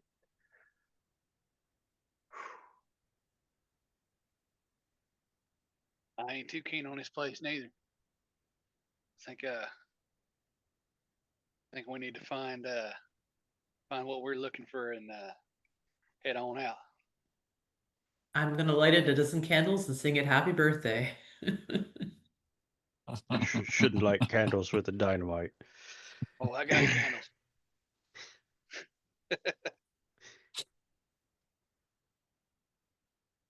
Thelma walks over to one side of the passage that they're making their way down, where there's like this old looking root like sticking out through the wall, and she kind of just reaches out and touches it. She says, I see you. Yes, I see, ever hear your presence. Deep as the earth. Yes. and she keeps walking.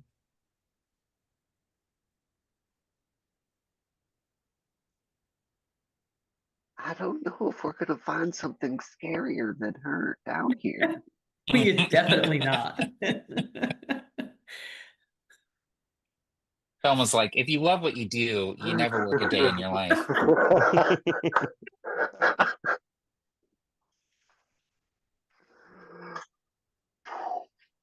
So you have gathered what you can carry from the storeroom, mostly consisting of explosives, but also some lanterns. Where to now? Are we heading to the tunnel car down the other passage? Yes, Great. definitely the tunnel car. So you backtrack and then work your way down the left passage. you can see that there are dozens of branching passages, but they have all been blocked off. These are old mine shafts that have been, they've given up the split rock that they have, and now they're closed up. And the deeper you go, the longer you walk down this passageway, you realize that you're it's like Splash Mountain for Thelma, going down a river of blood. Yeah. Get your picture taken at the end. The picture's just like this. Yeah. Still got my good side. Yeah. $17. I'll just take a picture on my phone.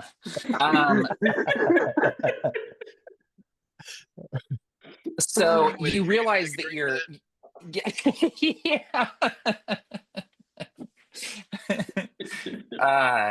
you realize that you're walking past probably generations of miners here in Marrowstone, these blocked off tunnels, decades of excavation and mining that has taken place in these hills. Some of the split rock that is likely sitting in the casings of your bullets right now has come from these hills. Eventually, you find your way to the tunnel car. The tunnel kind of opens up, and you see that there is a rail that is attached to the ceiling and running deep, deep, deep into the mine. And there is a this really kind of cool looking, you've never seen anything like this before. It's a pretty innovative design built around an old steam engine off of a train, and it's hanging from this track on the ceiling, and has these seats along the sides for miners to sit. You see that there is space here for 2 cars. There's 2 tracks going down, and the second track is empty. There's just the one tunnel car sitting here. So someone took the tunnel car down and did not take it back up. The engine on this thing is not lit, but there is coal inside of it. And the tunnel itself drops fairly quickly and then just disappears into absolute darkness beyond the range of the lanterns.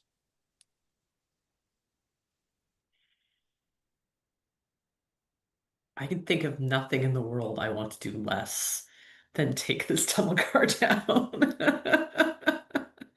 But we're here now. It is kind of cool. Ollie, do you think you can like get this this thing thing up. working?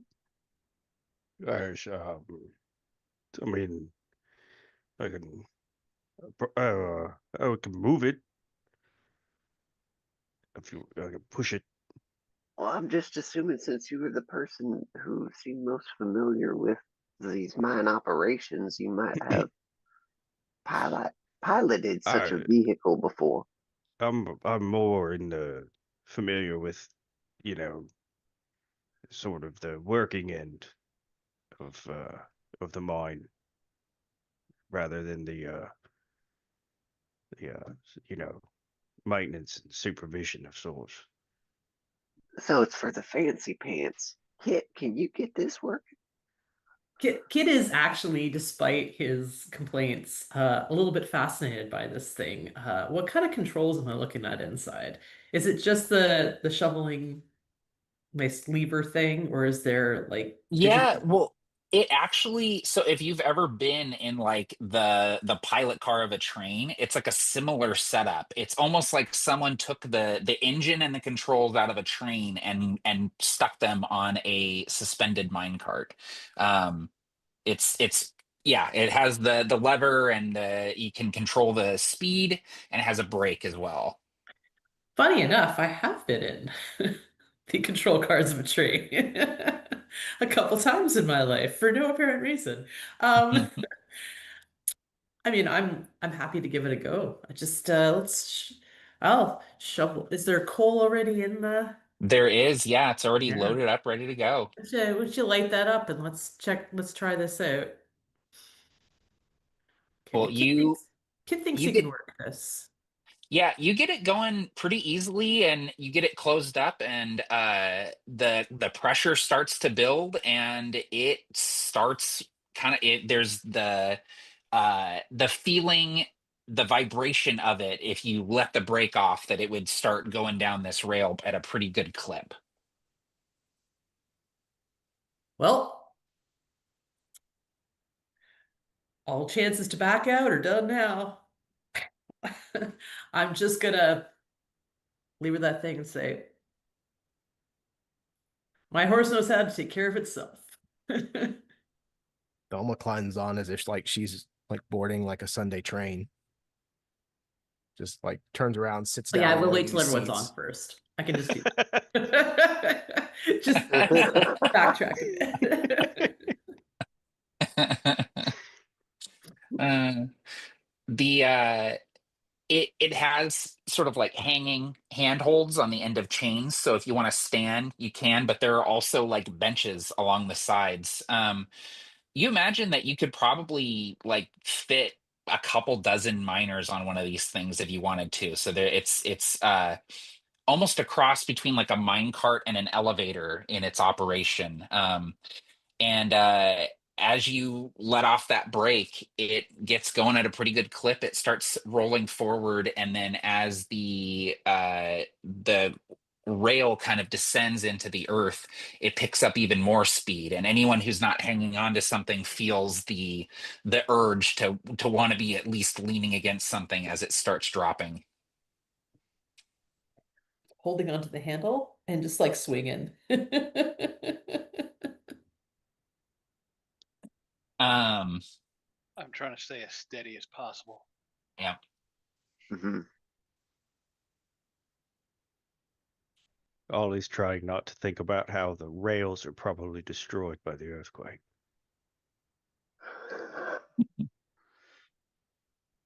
No, I The don't like your appetitive use of logic there, Ollie.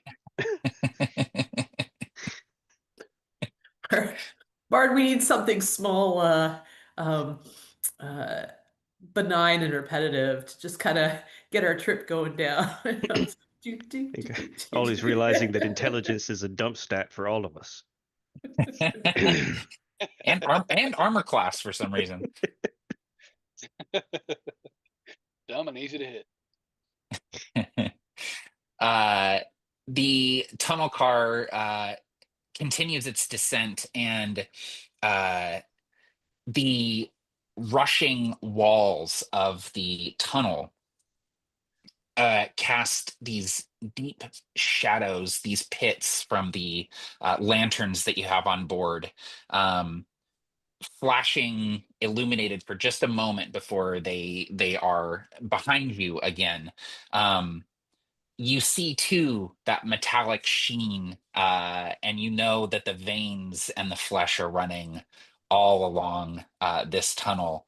And as you continue descending and these walls are hurtling past, uh, all of you, all of you see just strange shapes leering out of the darkness for just an instant, and then they're gone. Hands, faces, entire torsos reaching towards you. There are things in the walls. You know that there are things in the walls, and they are coming out to try and get you. You see faces that you recognize. You hear voices that you recognize. Some of these faces are screaming at you. And as these screams are reaching a fever pitch, there is a slam into the tunnel as something lands in the tunnel car behind you. Who would be sitting nearest the back?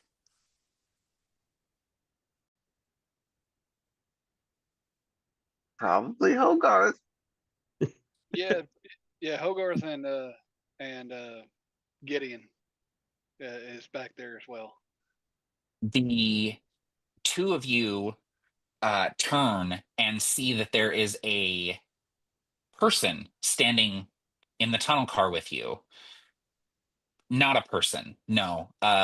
Something that looks at first like a person, but you see that both of its arms end in these double-sided hooks. You can see that its head is sunken into its body, and there is some sort of armor over its face. There are clothes upon its body, but the clothes are part of it now, fused with it. As this creature steps into the lantern light, you see a miner, pickaxes fused with his arms, and his mining helmet encasing his head in steel. This creature looses a hollow scream and then lurches towards you. Let's go ahead and roll initiative. Nope. Oh dear. I just rolled a natural 20. No. I got a whole whopping 7. Oh boy. Same. What's your dex? 17. Boom, Oh, boom. my dex is 16. You go before me. Okay. So it'll be baddies. Hit. We're not that good looking. Thelma. Ollie. And then who's going first between Hogarth and Gideon? Gideon. Gideon. Okay, cool. Perfect. First to see, last to react. We're not slow, Hogarth. We're strategically watching things play out before we act.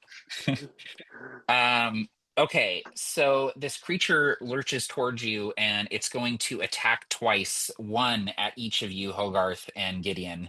Attack at Hogarth is 18 to hit, so that is going to hit. And 16 to hit Gideon, which will also hit. Let me roll some damage. Okay, got 4 damage to Hogarth and 6 to Gideon. So this creature steps forward, and maybe it's just that you're unsteady on your feet. This tunnel car is moving so fast. Maybe it's the fact that you aren't even really sure what this is before it's swinging at you. But these picks that are kind of held in place by flesh that has overgrown their handles comes down upon you, and both of these rusted blades catch you guys and draw lines as they arc down and dig into the wooden floorboards of the tunnel car. I'm sorry, Matt. Did you say 6 damage to Gideon? Yeah, 6. Okay, cool. There is another thud as a second creature drops on the front of the tunnel car near the controls. This one, you can actually see the vestiges of the person's face. You can see that they were wearing like a duster, like a long coat. And for those who know such things, you may even catch the glint of a reclaimer badge that has been overgrown with flesh. The reclaimer's arm has a shotgun fused with it, and he brings the shotgun arm down and aims it at Kit. No. Hell no. But Kit, you are quick, Mm. and this thing is not very good at aiming. The shot goes off very close to your ear, and your ears are now ringing with the thunder of it, but you manage to be kind of too close to this creature, unfortunately, to get shot by it. And that actually brings us to you, Kit. All right. Can you hear me okay? I switched to my headphones. Yes. Okay, cool. All right. Whew. Well, I think close combat. I mean, we got on this thing. is the door, is it like a closed door, did you say? Like inside? It's sort of open, with it basically has a guardrail or like a fence that goes all the way around it. Yeah, I'm thinking our best bet is just to knock this thing right off. So I'm gonna try. I mean, we are a little close combat for guns right now. Let's go for a double knife attack. I'm gonna pull out. He's pulling out his knives. He's gonna try to. Thinking I'm not the strongest. Don't feel like body slamming this thing.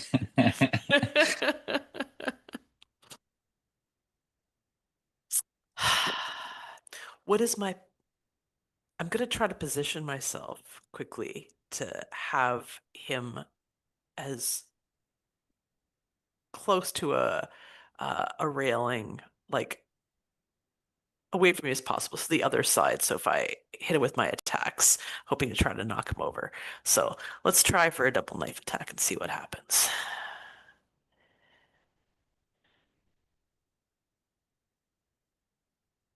Uh,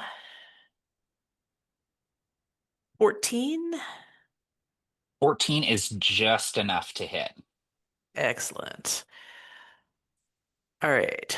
Well, I'm getting 6 with the first knife. And let's see.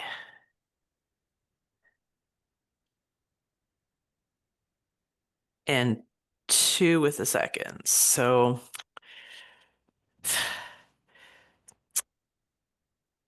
I'll go for a bonus action here. What can I do? I'm just gonna disengage after that, I think. I don't think we're Okay. gonna try for the shoving. Just hop in, do some slashing, hop out. Hoping Before you disengage, I'm going to need you to give me a dexterity saving throw, please. Ooh. It's I was doing it as a bonus cutting action there. Okay. Okay. Dexterity Yep. saving throw. Yep.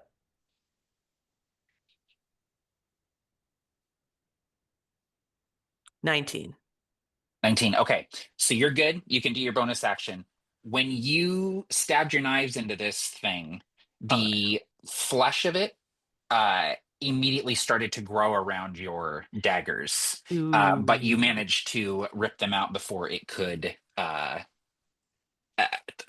take them, put them Engulf onto them, its body. Yes, make its engulf part of them. its thing.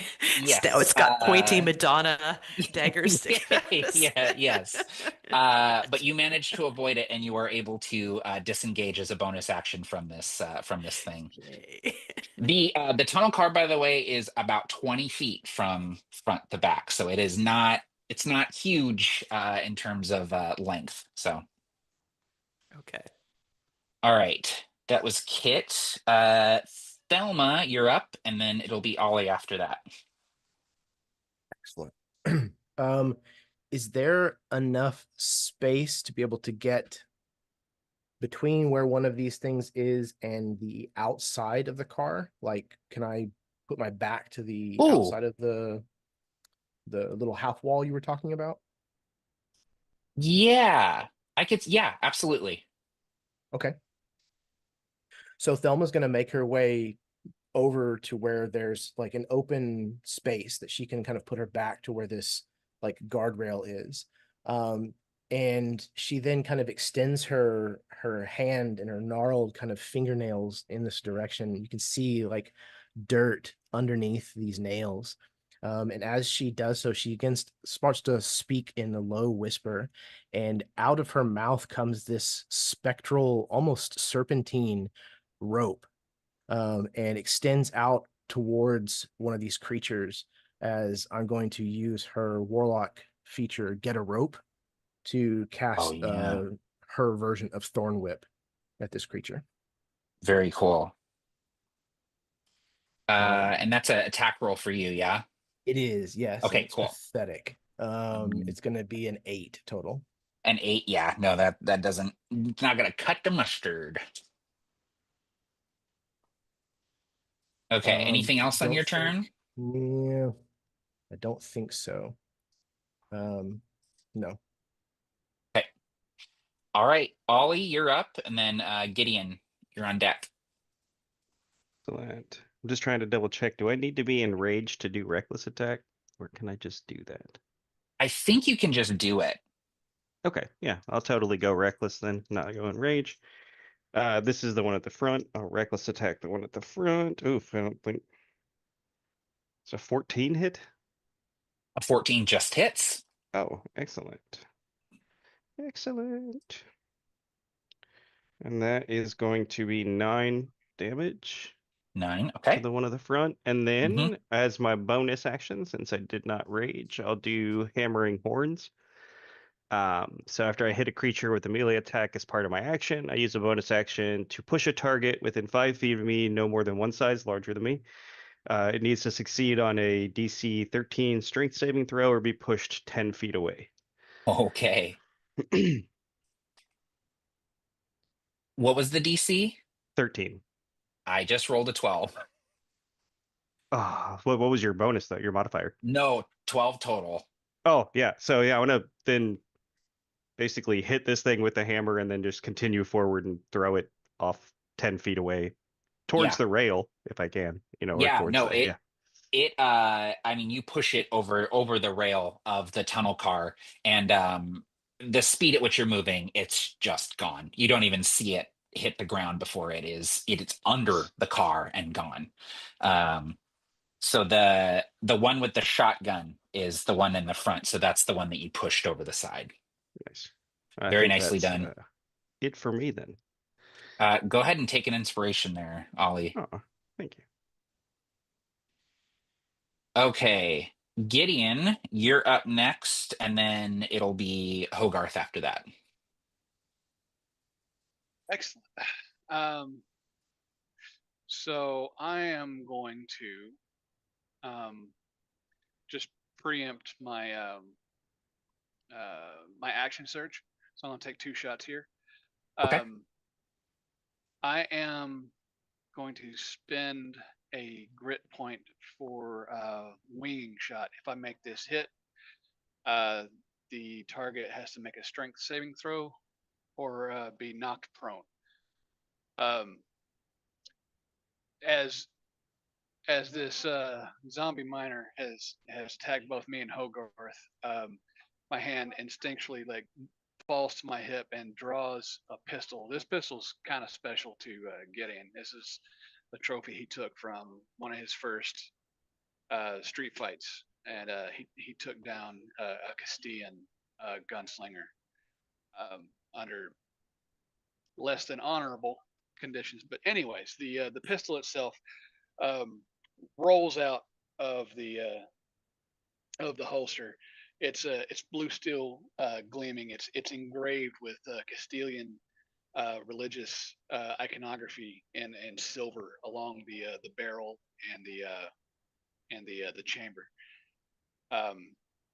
The cherry wood holster, or not holster, handle slaps firmly into Gideon's hand as he fires off 2 quick shots into the knees of this miner here. That's going to be 19 on the first one and a 15 on the second. Both of those hit. Excellent. I didn't roll the D6. I forgot about that one. It doesn't matter. That's 8. 15 on that first shot. Damn. Oh, I'm sorry. No. I'm rolling the wrong dice on that. My bad. Let me re-roll that. That's 9 on the first shot. And 9 again on the second shot. Both into each knee. Okay. And he would have to 18 take that. total. Yes, sir.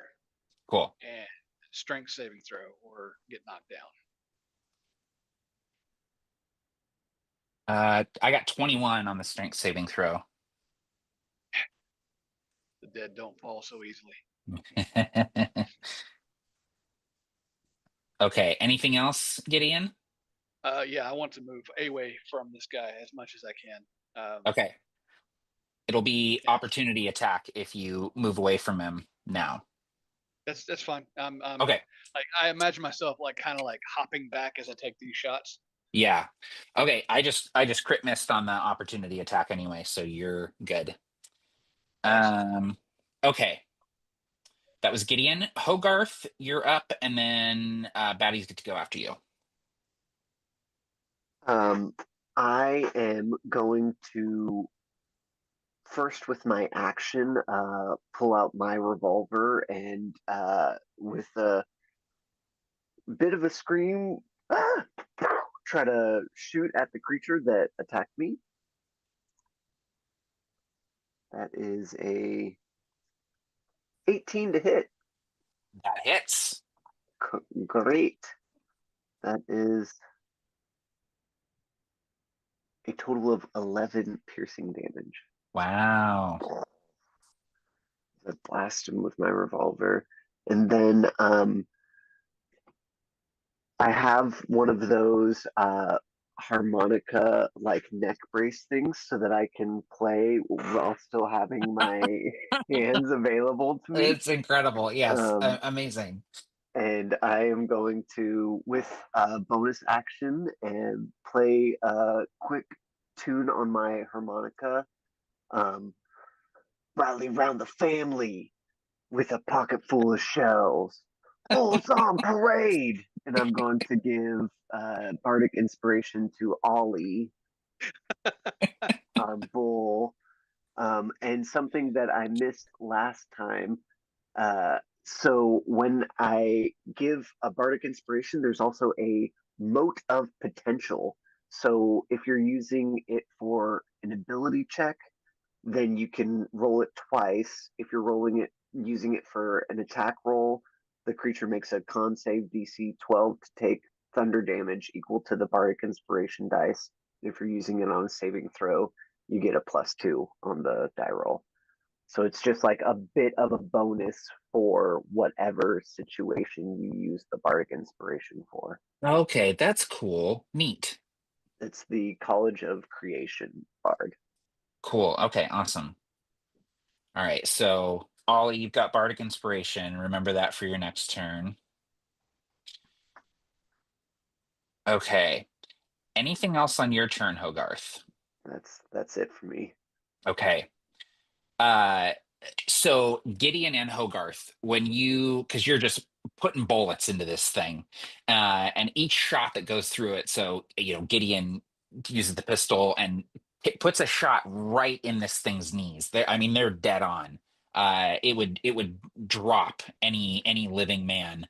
But as this thing starts to topple, its knees just shattered, and you can see the bones coming out. The flesh just instantly knits together and just kind of reforms the legs so it can keep standing, but it's no longer standing up straight like a person would. It's kind of crouched with these sort of like reverse digitigrade legs, and it kind of keeps shambling forward towards you, swinging these pickaxes. Before that, though, everyone please roll either dexterity or strength saving throws and put in the chat what you get.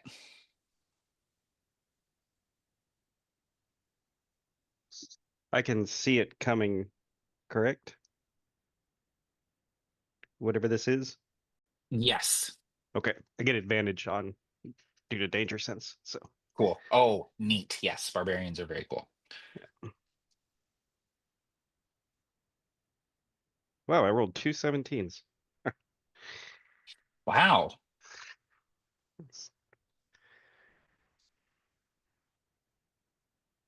Wow.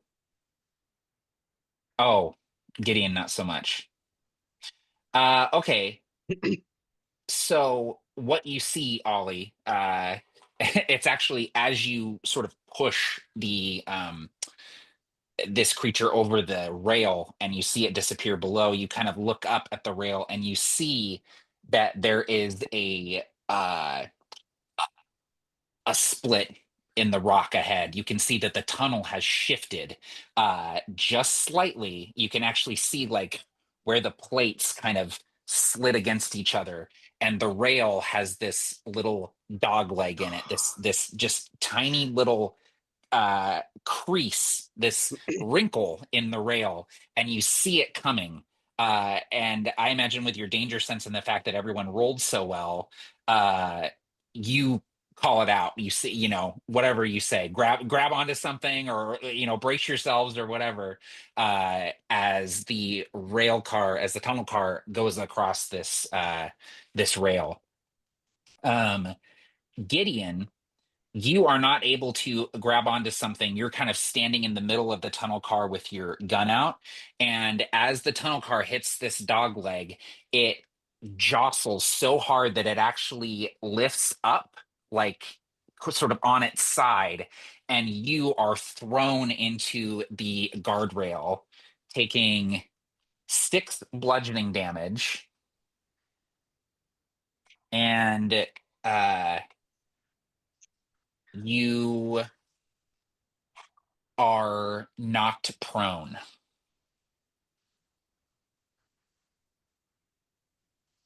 The tunnel car settles back down on the rail after that dog leg.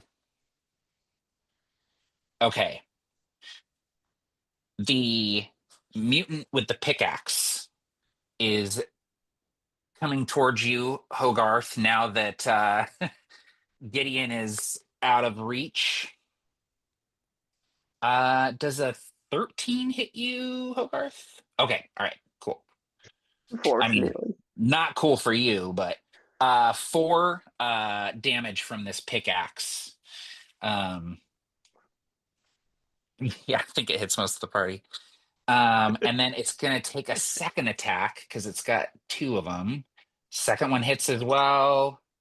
Oof, and that'll be 7 damage on that second attack.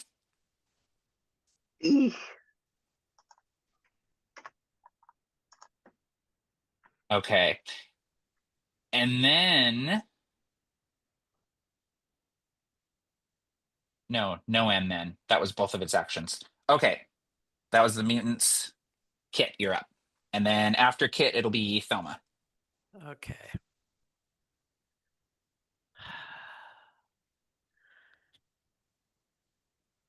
I'm thinking I need to shove this thing effectively over the edge. I've had enough of this. I'm not a strong bunny though. We're gonna go for a full power hop version of my shove. I want to jump up, kick this guy full in the face.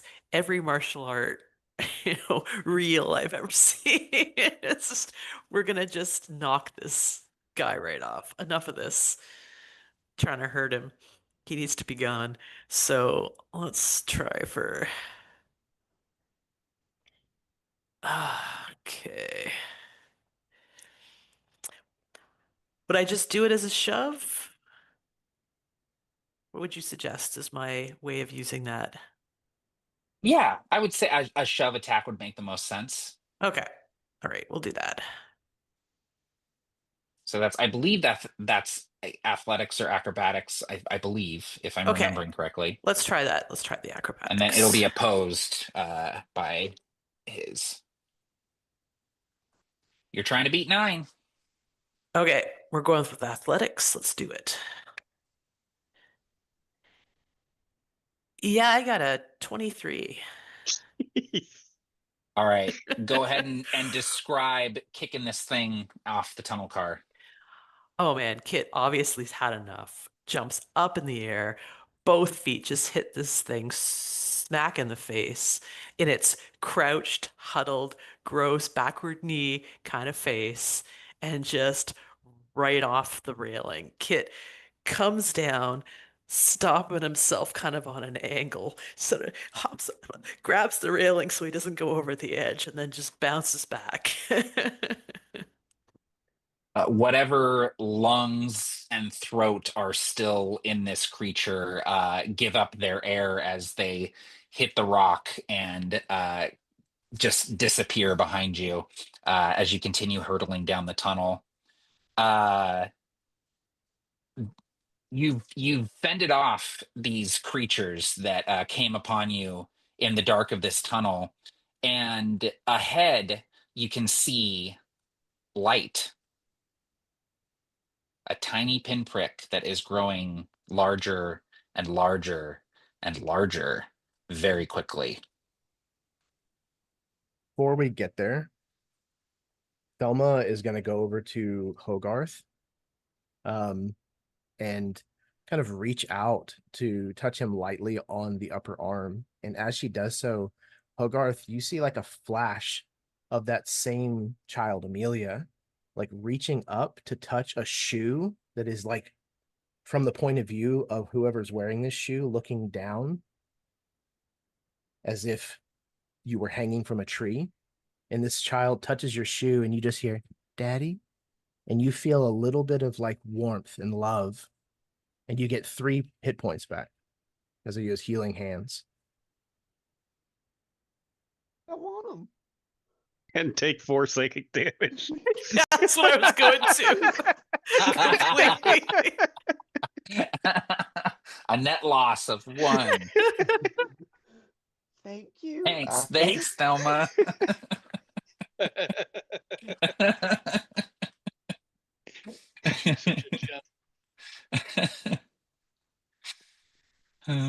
There. Feel better now? He thought it was scary when she was looking out the wall of the cave. If we get an action, can I quickly dust myself off and cast Cure Wounds on myself? Absolutely, yeah. Actually feel better. Great, thank you. Ooh, 6. Would it be possible now that we're out of combat? I don't think so. I think it's just a combat thing to use a bonus action second wind. Yeah, I would say so. Okay, cool. I'd like to use that and roll a d10 and try to get some HP back.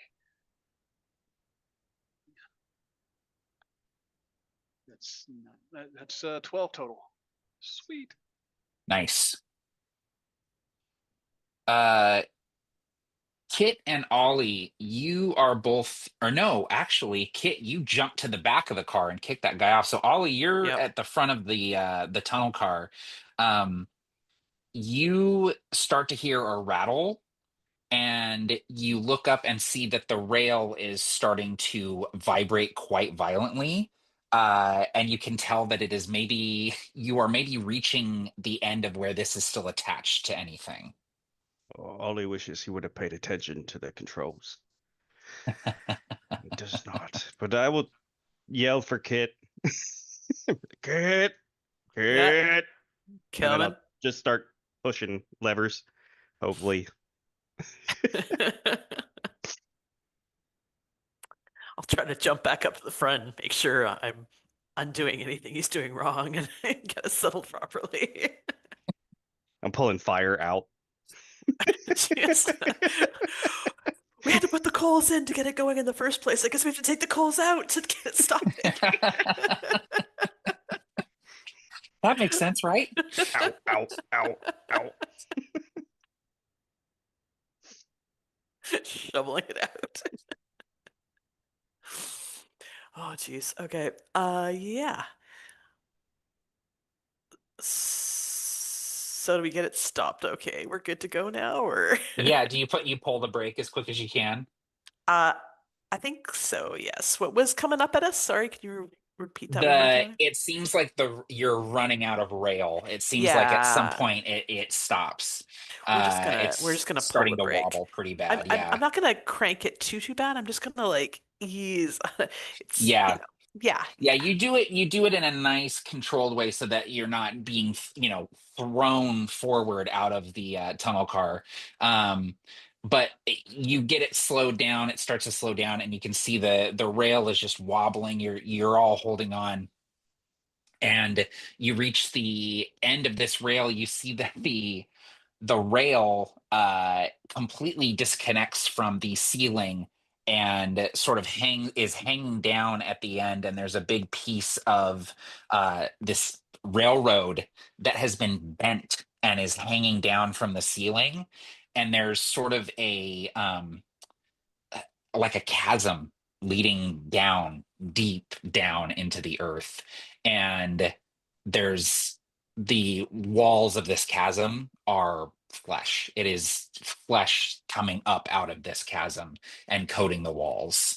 It is so uh thickly grown here that you can actually see the flesh kind of moving and sort of undulating, and there are actual like sort of like tendrils of flesh that are starting to uh, come out and feel the air as something is emerging from this hole.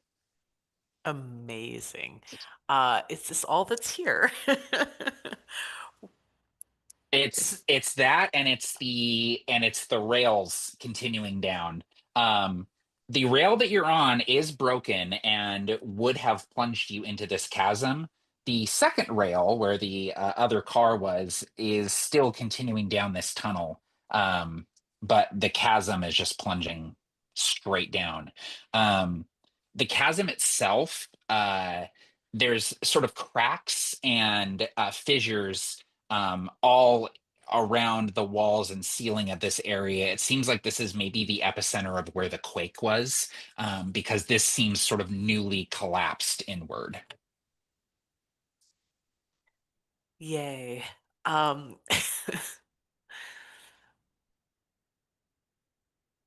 mean, I feel like it's been that kind of day that we probably have to go that way. Thelma, you want to vomit us up some more rope?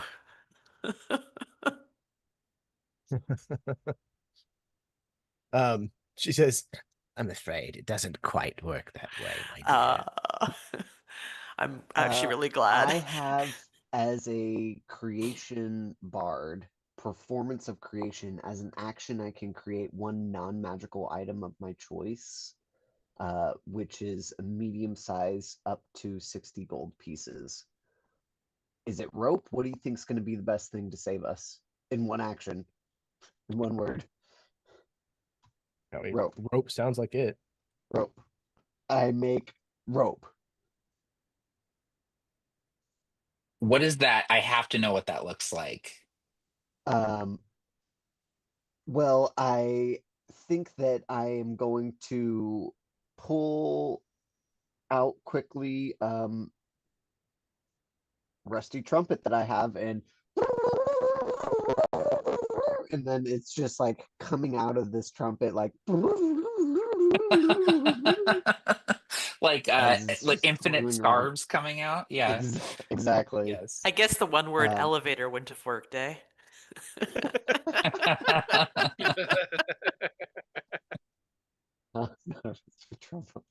The elevator, it's only 59 gold pieces. Yeah, so bunch of rope, and hopefully we can all use it. Yeah, you've got rope. You got rope. The tunnel car itself is close enough to the floor of the tunnel where you can step out of it pretty safely. Okay. And the chasm is just yawning open. The light that you saw seems to be emanating from the bottom of this chasm as well. The humidity has reached an uncomfortable level. It feels like you're in someone's mouth. It is wet, it's hot, it smells off. And combining that with the fleshy walls, it does not feel good to be in here. It feels very wrong.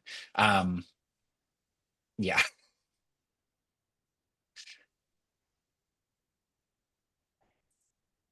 I think Thelma's going to walk to the edge of this, and before she descends down the rope, she's going to hold her hand out with her fingers kind of like draped downward, and out from underneath her sleeve crawls this spider that looks like it's covered in webs. And it crawls over to the end of her hand and then attaches a spinneret that looks just like a miniature, like hempen rope, as it then descends down off of the ends of her fingers as far down as it can go.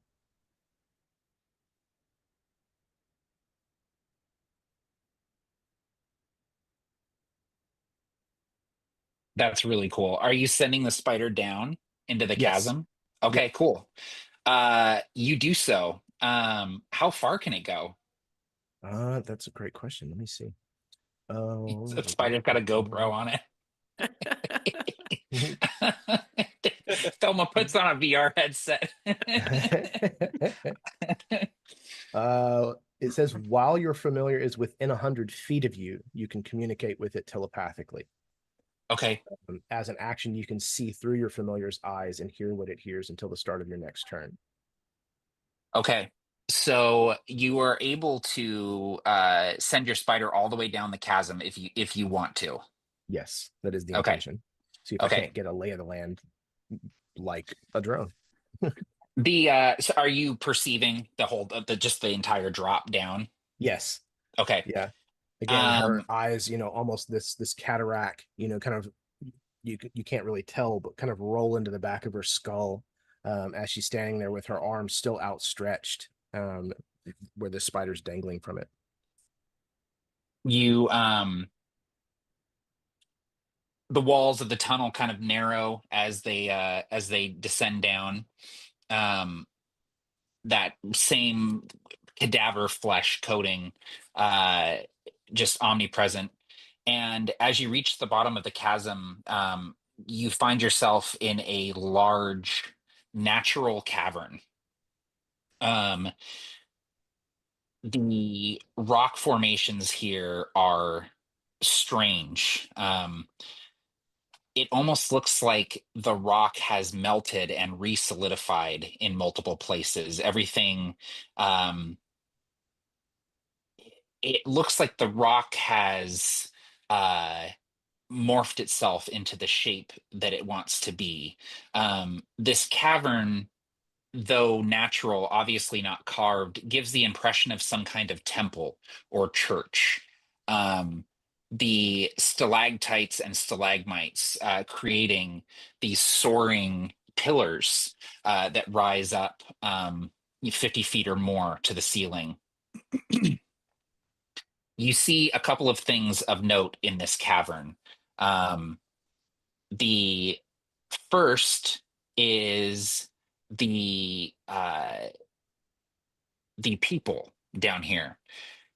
You see a number of people who are trapped inside of what looks like a rib cage that has grown up out of the ground and is covered with sort of translucent thin flesh. You can see that there are people inside of this moving around. Some of them are sitting. And though it's hard to hear distinct voices, you can definitely hear voices from inside whatever this is. You also see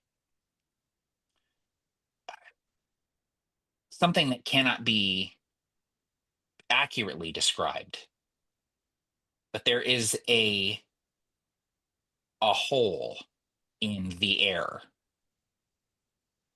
There's shadows here, but there is a sliver of nothing in the middle of the room. It gives the impression of a sinkhole. You can see reality bending into this hole and falling away into it. There's a darkness in this rift that is so absolute it drinks in the light around it. If you had to use a word to describe the monolith, you would probably call it a wound. That is what you see.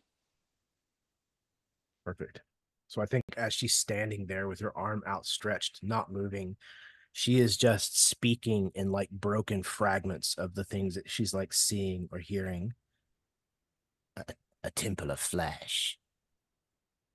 A rib cage housing innocence. Maybe, maybe not. Something, a recess, a chasm, no, a wound. An otherworldly wound.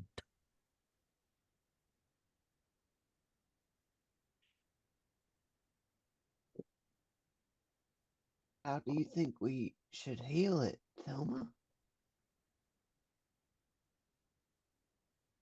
Or should we just blow it to shit?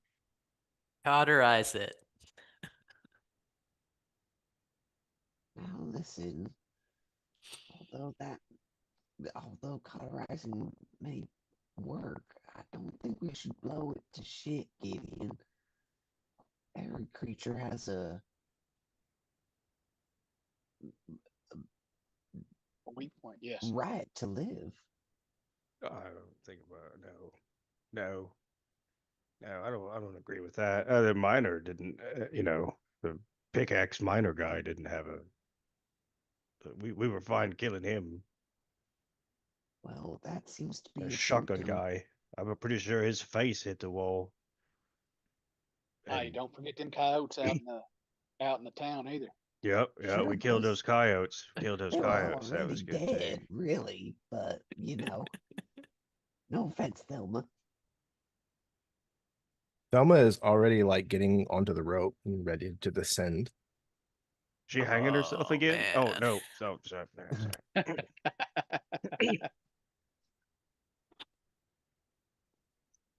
I mean, in a matter of speaking, if there's living things down there, I guess we're supposed to try to bring some of the miners back, but I mean, I don't know if like a black creepy wound, whatever that chasm thing down there counts as a living thing. I know what it's been doing to the living things around here. So I'm thinking we got to take it out in whatever way we can, preferably from a distance, but hey.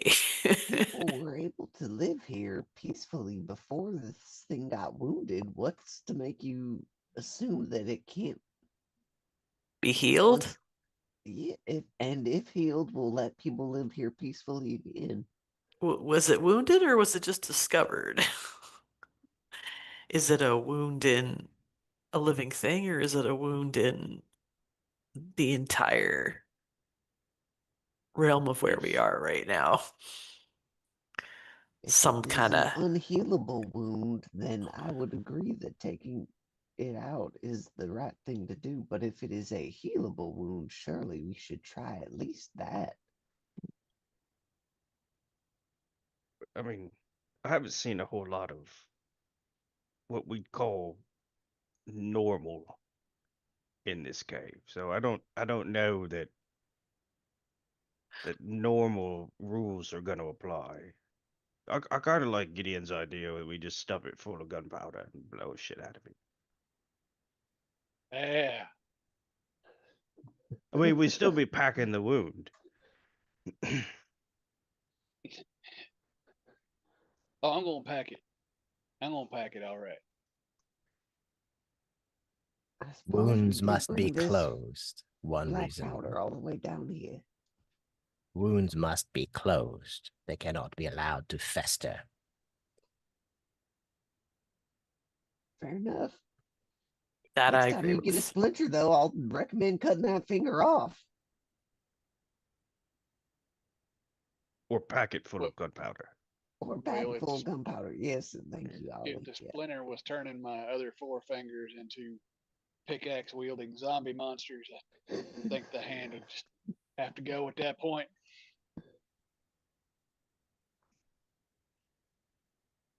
All right. Fair As enough. I'm going down the ropes with my. I think Kit's gonna take a nice, safer third place, but Definitely got that dynamite in my satchel. Let me still. Yeah, I was gonna ask, are you guys bringing the powder keg with you too? Oh yeah. I got Okay, the cool. pack of dynamite with me. Great. Yeah, because there were 6 bundles of dynamite, so I mean there's enough for everyone to have one. Enough for one person to have 2 if they want it. I figure I had the barrel, so someone's got to have extra. Yeah, I Yeah. got that side satchel, like messenger bag style thing, stuffed with as much as I can carry. So you say it's Right. 2, then Okay, awesome. That's what I got. So you all descend. It is not an easy climb, nor is it a pleasant one. There are quite a few times where you feel uh, the flesh of the wall try to touch you, try to press towards you, um, try to grow over your hand as you reach for purchase to try to steady yourself. There are a couple of times where you feel something reaching out and touching you, and you can only imagine what kind of appendage is being manifested here. You feel that you are being tasted, smelled as you descend. Not even consent. You get to the bottom, and it is as Thelma described. This cavern has the feel of some sort of a temple, a chapel, a church. There's an odd kind of symmetry to this natural cavern. You all see the rib cage type growth, and you hear voices inside of it. You also see that there is a tunnel leading off of this large cavernous space, on a far wall to where you descended. The fleshy growth, though omnipresent in the room, seems to kind of originate around this wound. And it is, as Thelma described, a black sliver hanging in the air, like someone plunged a dagger into reality, is the only way that it can be surmised. Uh, the flesh grows around this hole, but also gives it space. The flesh almost seems reverent of this monolith, as the miners called it.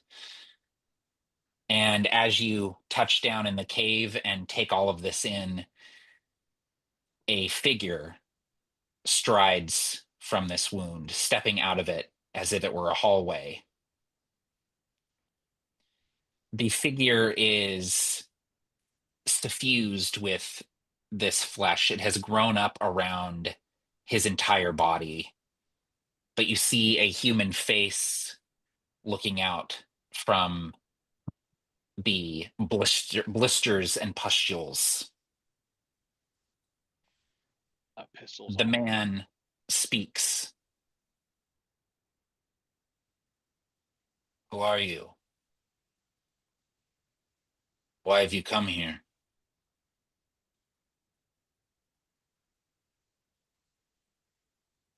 I'm Ollie. I was paid to.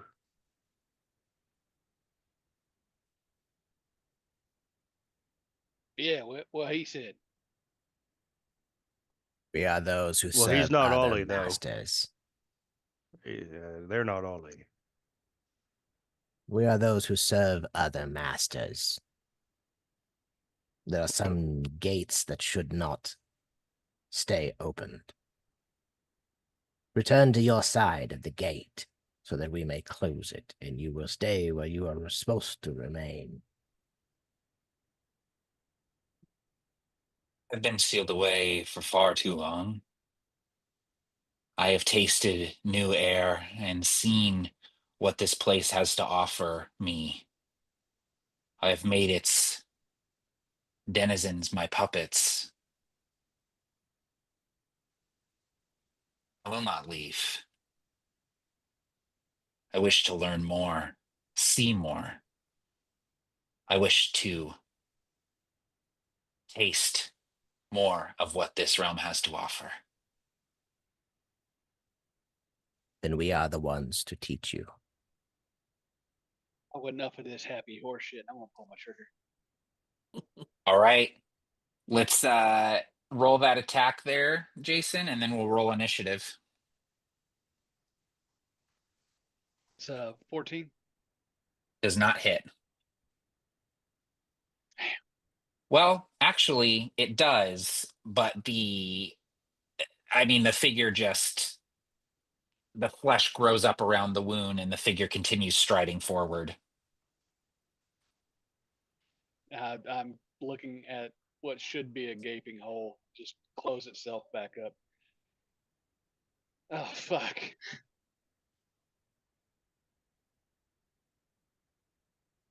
Okay, we got 14 for Thelma.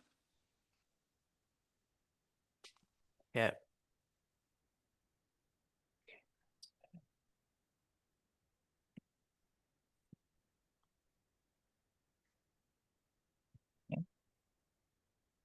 Five for Gideon. I thought I was gonna be slow. Okay, and then it'll be Hogarth. And then Ollie and Gideon, who has the higher dex? I'm gonna assume Probably probably me. Gideon. Yeah, mine's got a 13. 16. Yeah, you Yeah, got I it. got a 16. Okay. Ollie's my hero in this whole thing.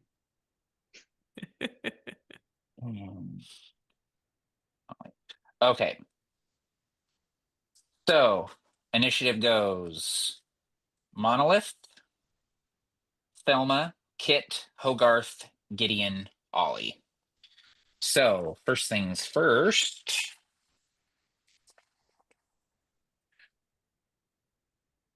Okay.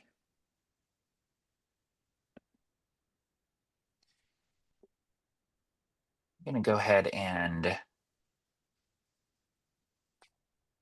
roll to see who gets it here. Okay.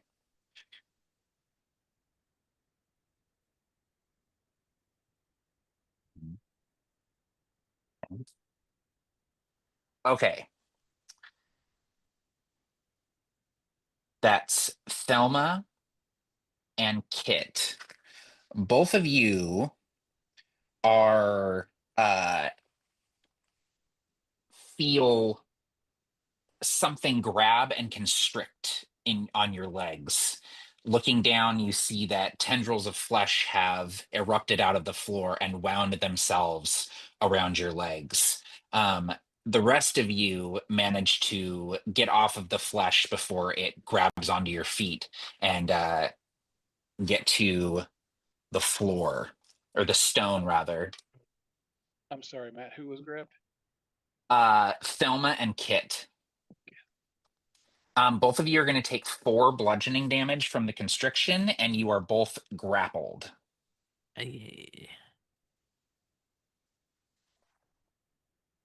Okay. Then it is also going to...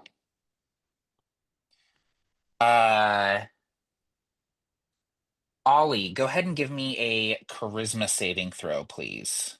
Oh yeah. Let's see how that goes. That is a 12. Slightly better than average.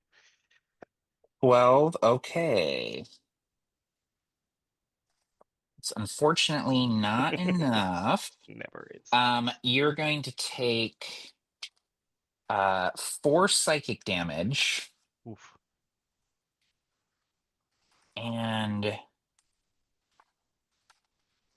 sorry, one second. I need to find this table.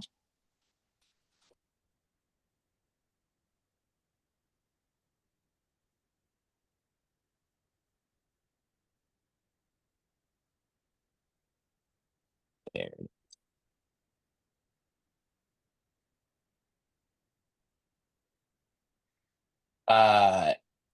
Your head is filled with this thunderous noise, Ollie.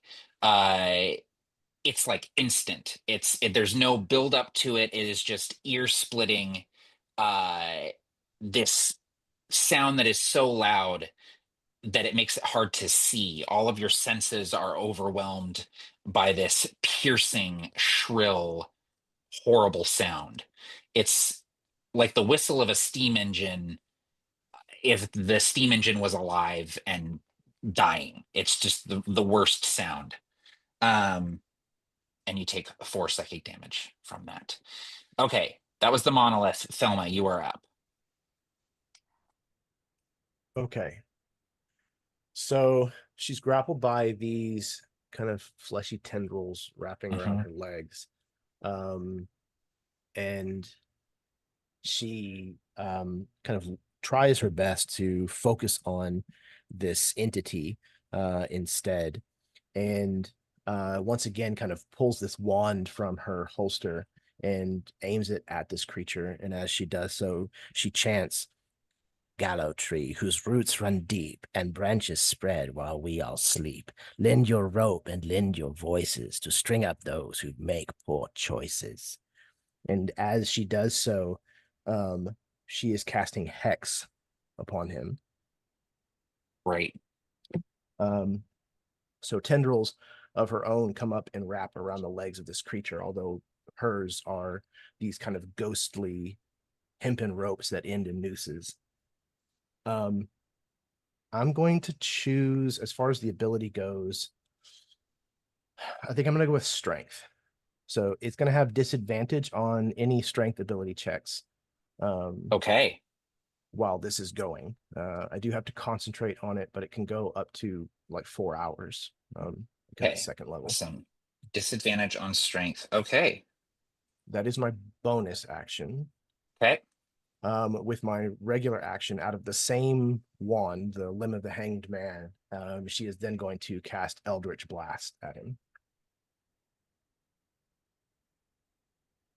Okay, that is a 15. 15 does not quite hit. Okay, all right. We got this. Okay. Anything else on your turn, Thelma? No, that's it. I don't think I can move because I'm grappled, so. Yes, correct. Okay. Kit is up next, and then Hogarth, you're on deck. Yeah, I'm gonna focus on getting Thelma and I free, so I'm just gonna try to cut these tendrils with my knives, pull those out, and yeah, I'd have to roll the strike on that. Let's see. 17. 17 hits. All right.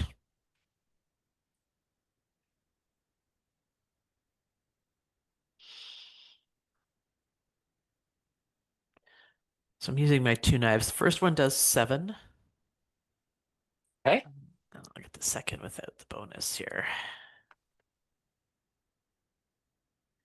Second one does 2. Okay, 9 total. Okay, so am I able to cut away the tendrils from me? You're able to cut the tendrils away from you. Yep. Okay. Well, I don't want to ditch Thelma necessarily, but I'm getting up on rock. We need to prioritize here. Yeah. Great. So, I guess I'd have a rock like right nearby me. Just jump up onto one. Yeah, you can move away from the tendrils. Okay, and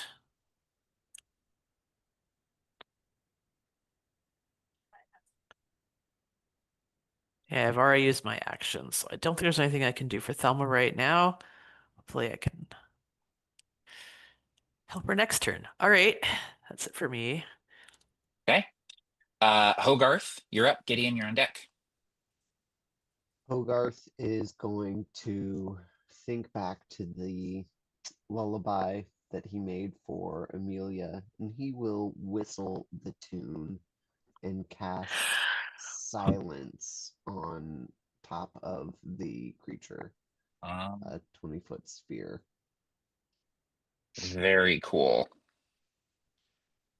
I thought I don't think I've ever actually used that spell, even though I've taken it quite a bit. I like the idea of it, especially with a bard. Okay, so I cast silence, and then I'll, similarly to Kit, try to move to some rock space that's just maybe better protected from the nasty flesh. Yeah, absolutely. Okay, cool. And that's it for All my right. go. Okay, Gideon, you're up. Ollie, you're next. Right. I'm going to spend my last grit point that I have to take a dead-eye shot to gain advantage on the attack roll, and use my sharpshooter feat again. That's the take -5 and add the +10. +10, yep. So I'm gonna try to aim right at this thing's face, heart area. See if I can knock. See if I can and do something in here. Okay, that's a 10, so that sucks. And that is, well, no, I miss. That's a 1. Fuck. Okay. That shot absolutely blasts through and no damage whatsoever again. And Gideon's gonna try to move towards Thelma to see if he can move close enough next turn, maybe able to pull her loose, and he's cussing the whole time. All right. That was Gideon. Ollie, you're up, and then it'll be to All right. Monolith next. I am going to close the distance to the individual who is are they the monolith? Are they independent things? Man, who knows, right? No worries. I will. All right, shenanigans. I am going to first of all pop my rage for my bonus action, which I totally don't want to die, so let's do that. And then I would like to run up and attack it, hear me out, with the barrel of powder. So I don't know what damage that will do.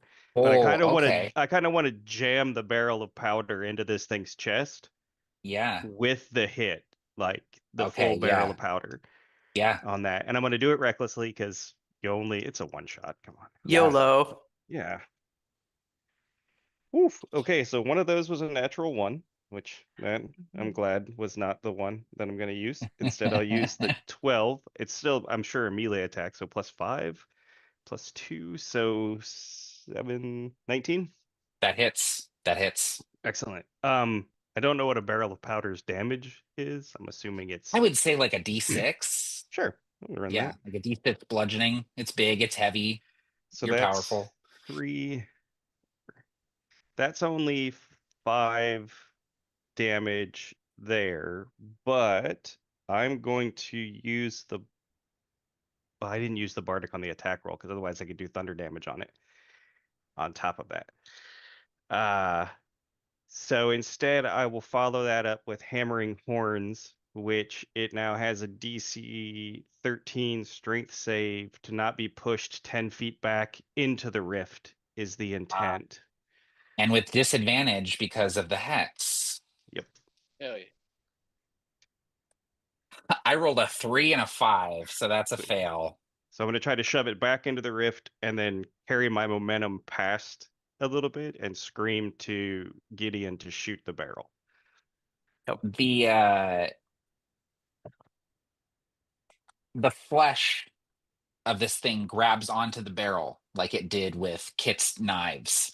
This flesh wants to grab what it can and pull into itself. And so as you shove the barrel into this thing and you feel bones crack, the flesh overtakes it and grips onto it, and it begins to pull the barrel into itself, to consume it, to have it become part of it.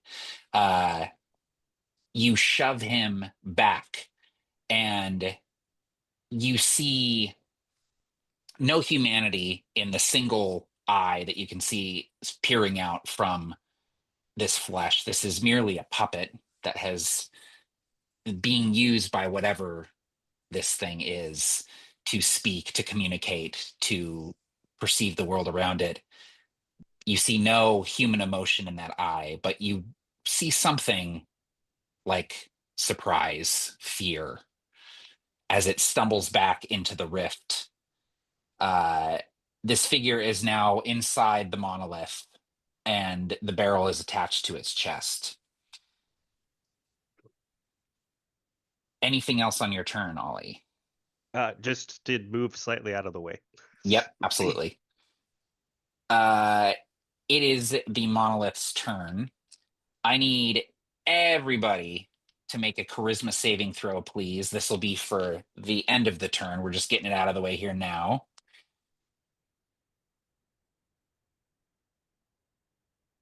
I'm going to use that bardic.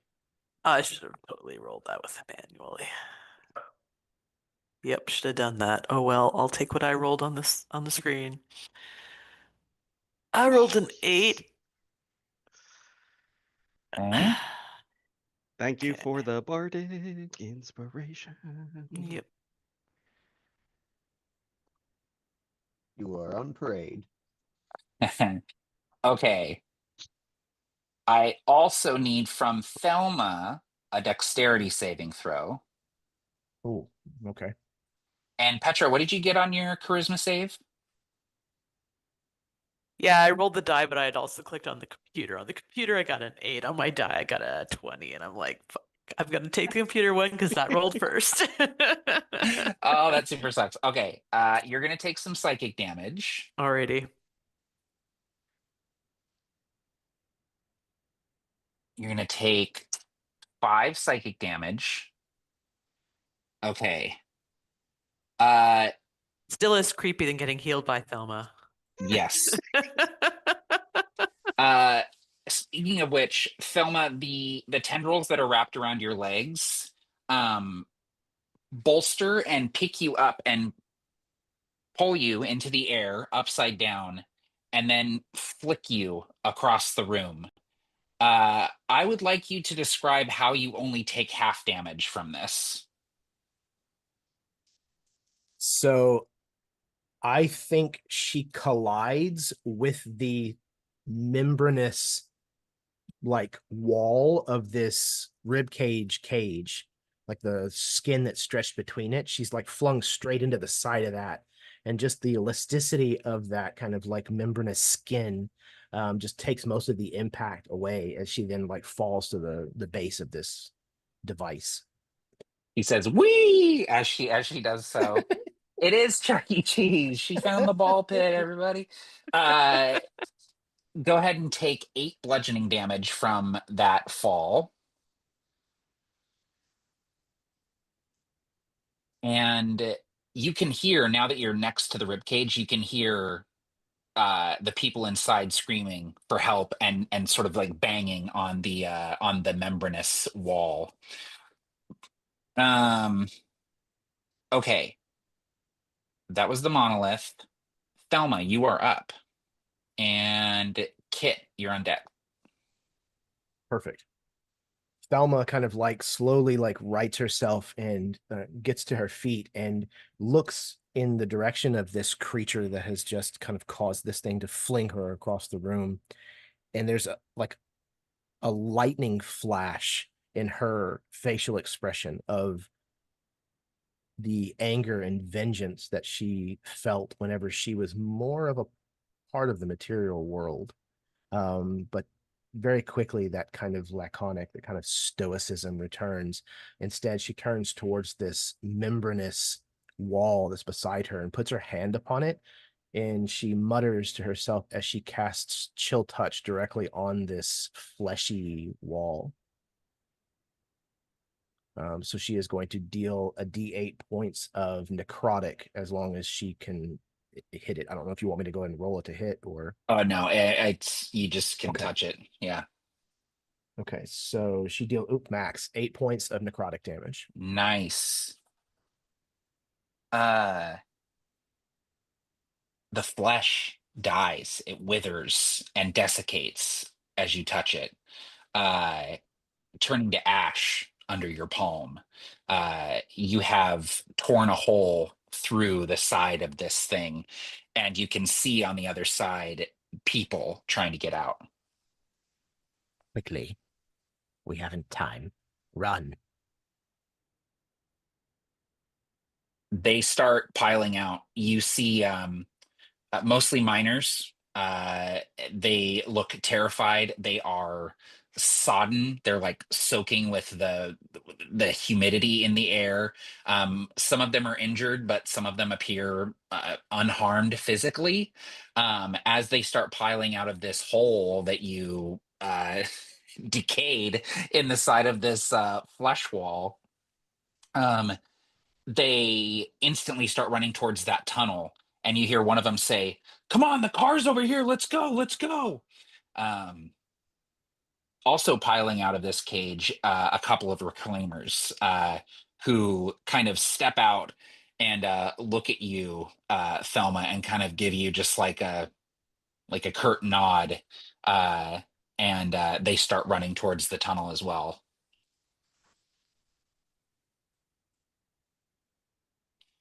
Okay, anything else on your turn, Thelma? I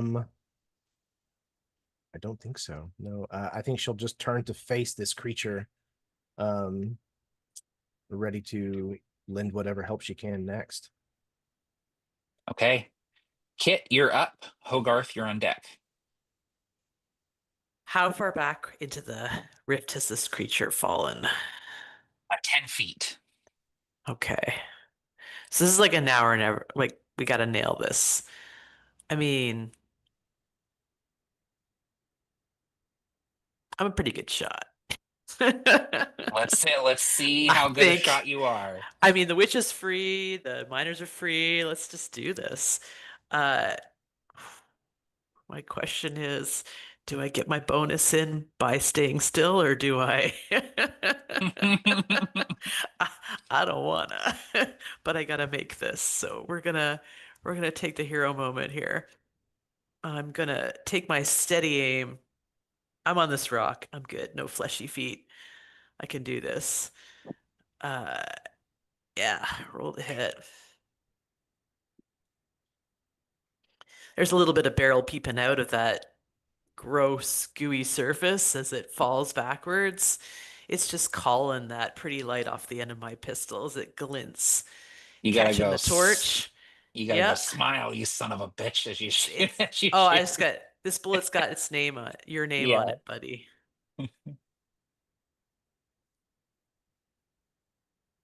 18 plus 5. We got Ooh, 23. That is a hit. That is a hit. All right.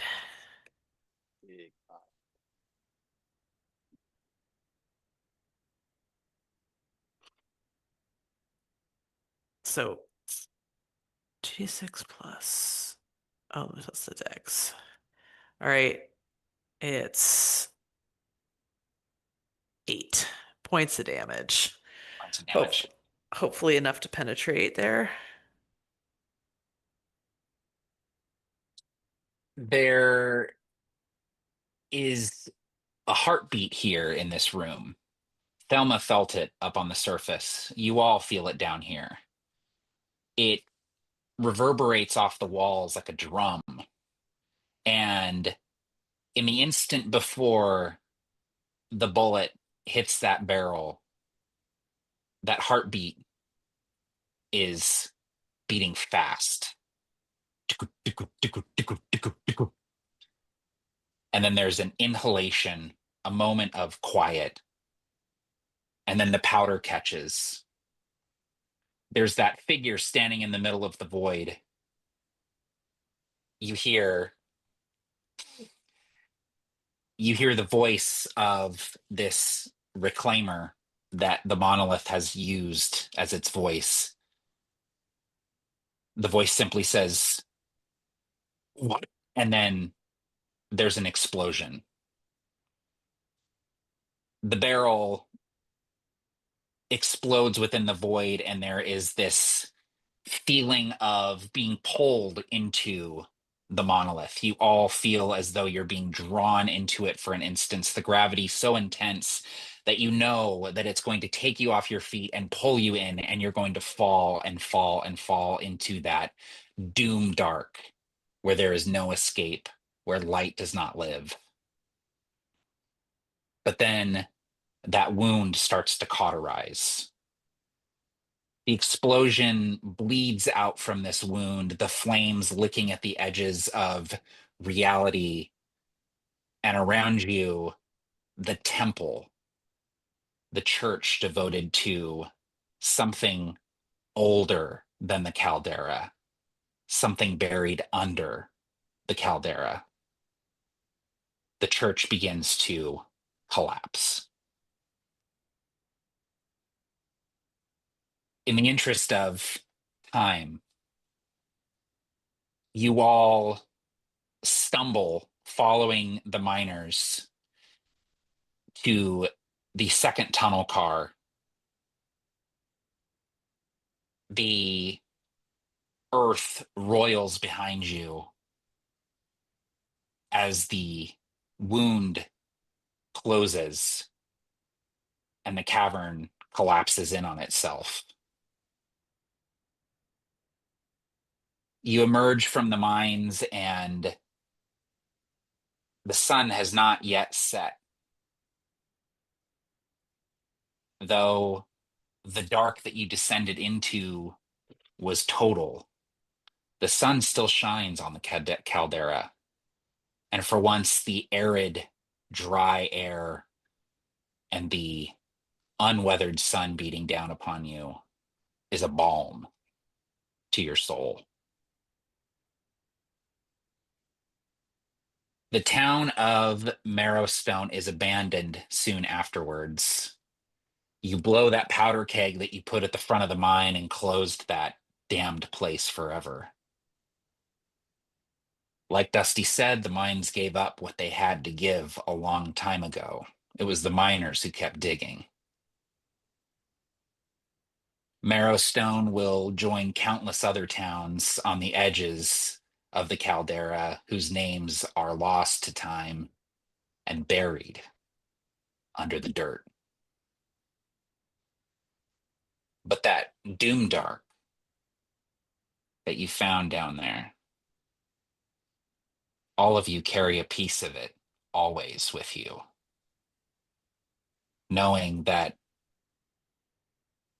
to some things, flesh is just a medium. And that is where we will end our session tonight. Thank you, everyone. Hell yeah. For playing in this Caldera scattershot. That was a ton of fun to run. That was so freaking That cool. was Thank you for amazing. running. Yeah. Thank you, Jeremy, for letting me do weird, gross shit in Caldera. Fantastic. I am all for it. Absolutely. Yeah, I love a horror western, so I had to go creepy with it. Perfect. Yeah, I had a blast. I'm gonna let the players say a few words if they want, or if they want to do an outro for their character. I know we kind of rushed things along there, but we were getting to the 3.5 hour mark, and I wanted to wrap it up. So, but we'll go ahead and go in reverse order and start with Petra. Whew. Oh man. I mean, Kit just needs a really stiff drink and may go Gotcha. off on his own at this point in time. I mean, Ollie, we're good to go drinking Hogarth. But we might sneak out when the witch is crashing out or something. I don't know. Do you sleep, Jeremy? Is this something you do? Allegedly. Okay. Yeah, no, that was a blast. Super fun. I love a good horror. It's always my favorite angle to go in the games. And yeah, that was creepy from all angles there. But yeah, I had a blast. Perfect game back. Super happy to be on the last game of the anniversary weekend there. Thanks for that, Jeremy, and thanks for that, Matt. That was fantastic. It was great having you, Petra. I'm glad we finally got to play together. Yeah. We'll do another session, and this one won't be involved climbing into a Lovecraftian butthole. I promise. A moist orifice. I know Jake said in the chat, y'all have used penetrate, moist, and fleshy a disturbing number of times tonight. Has he been reading our chat? Because it's way worse. All right. Glenn, go ahead. Oh, thank you so much, Matt, for running, and thank you for Jeremy for the opportunities. Many a time over to play, a couple times in Caldera now also. This was great. Absolutely loved it. I think Ollie just goes and retrieves the miner's tag that he used to keep as a trinket and, you know, walks down for the next adventure with this group, which I think probably, another couple weeks we'll get together again, run this format. You know, that's how Jeremy's one-shots go. For anyone who doesn't believe it, jump in there for those. They're great. No, this is amazing. First time getting to meet pretty much everybody here except for Jeremy, and loved getting a chance to play. I can't wait for more crossovers in the Jeremy cinematic universe. Yeah, absolutely. I hope our paths cross again, Glenn. That was a lot of fun. Jason, go ahead, man. Oh man, that really tested my maturity, man.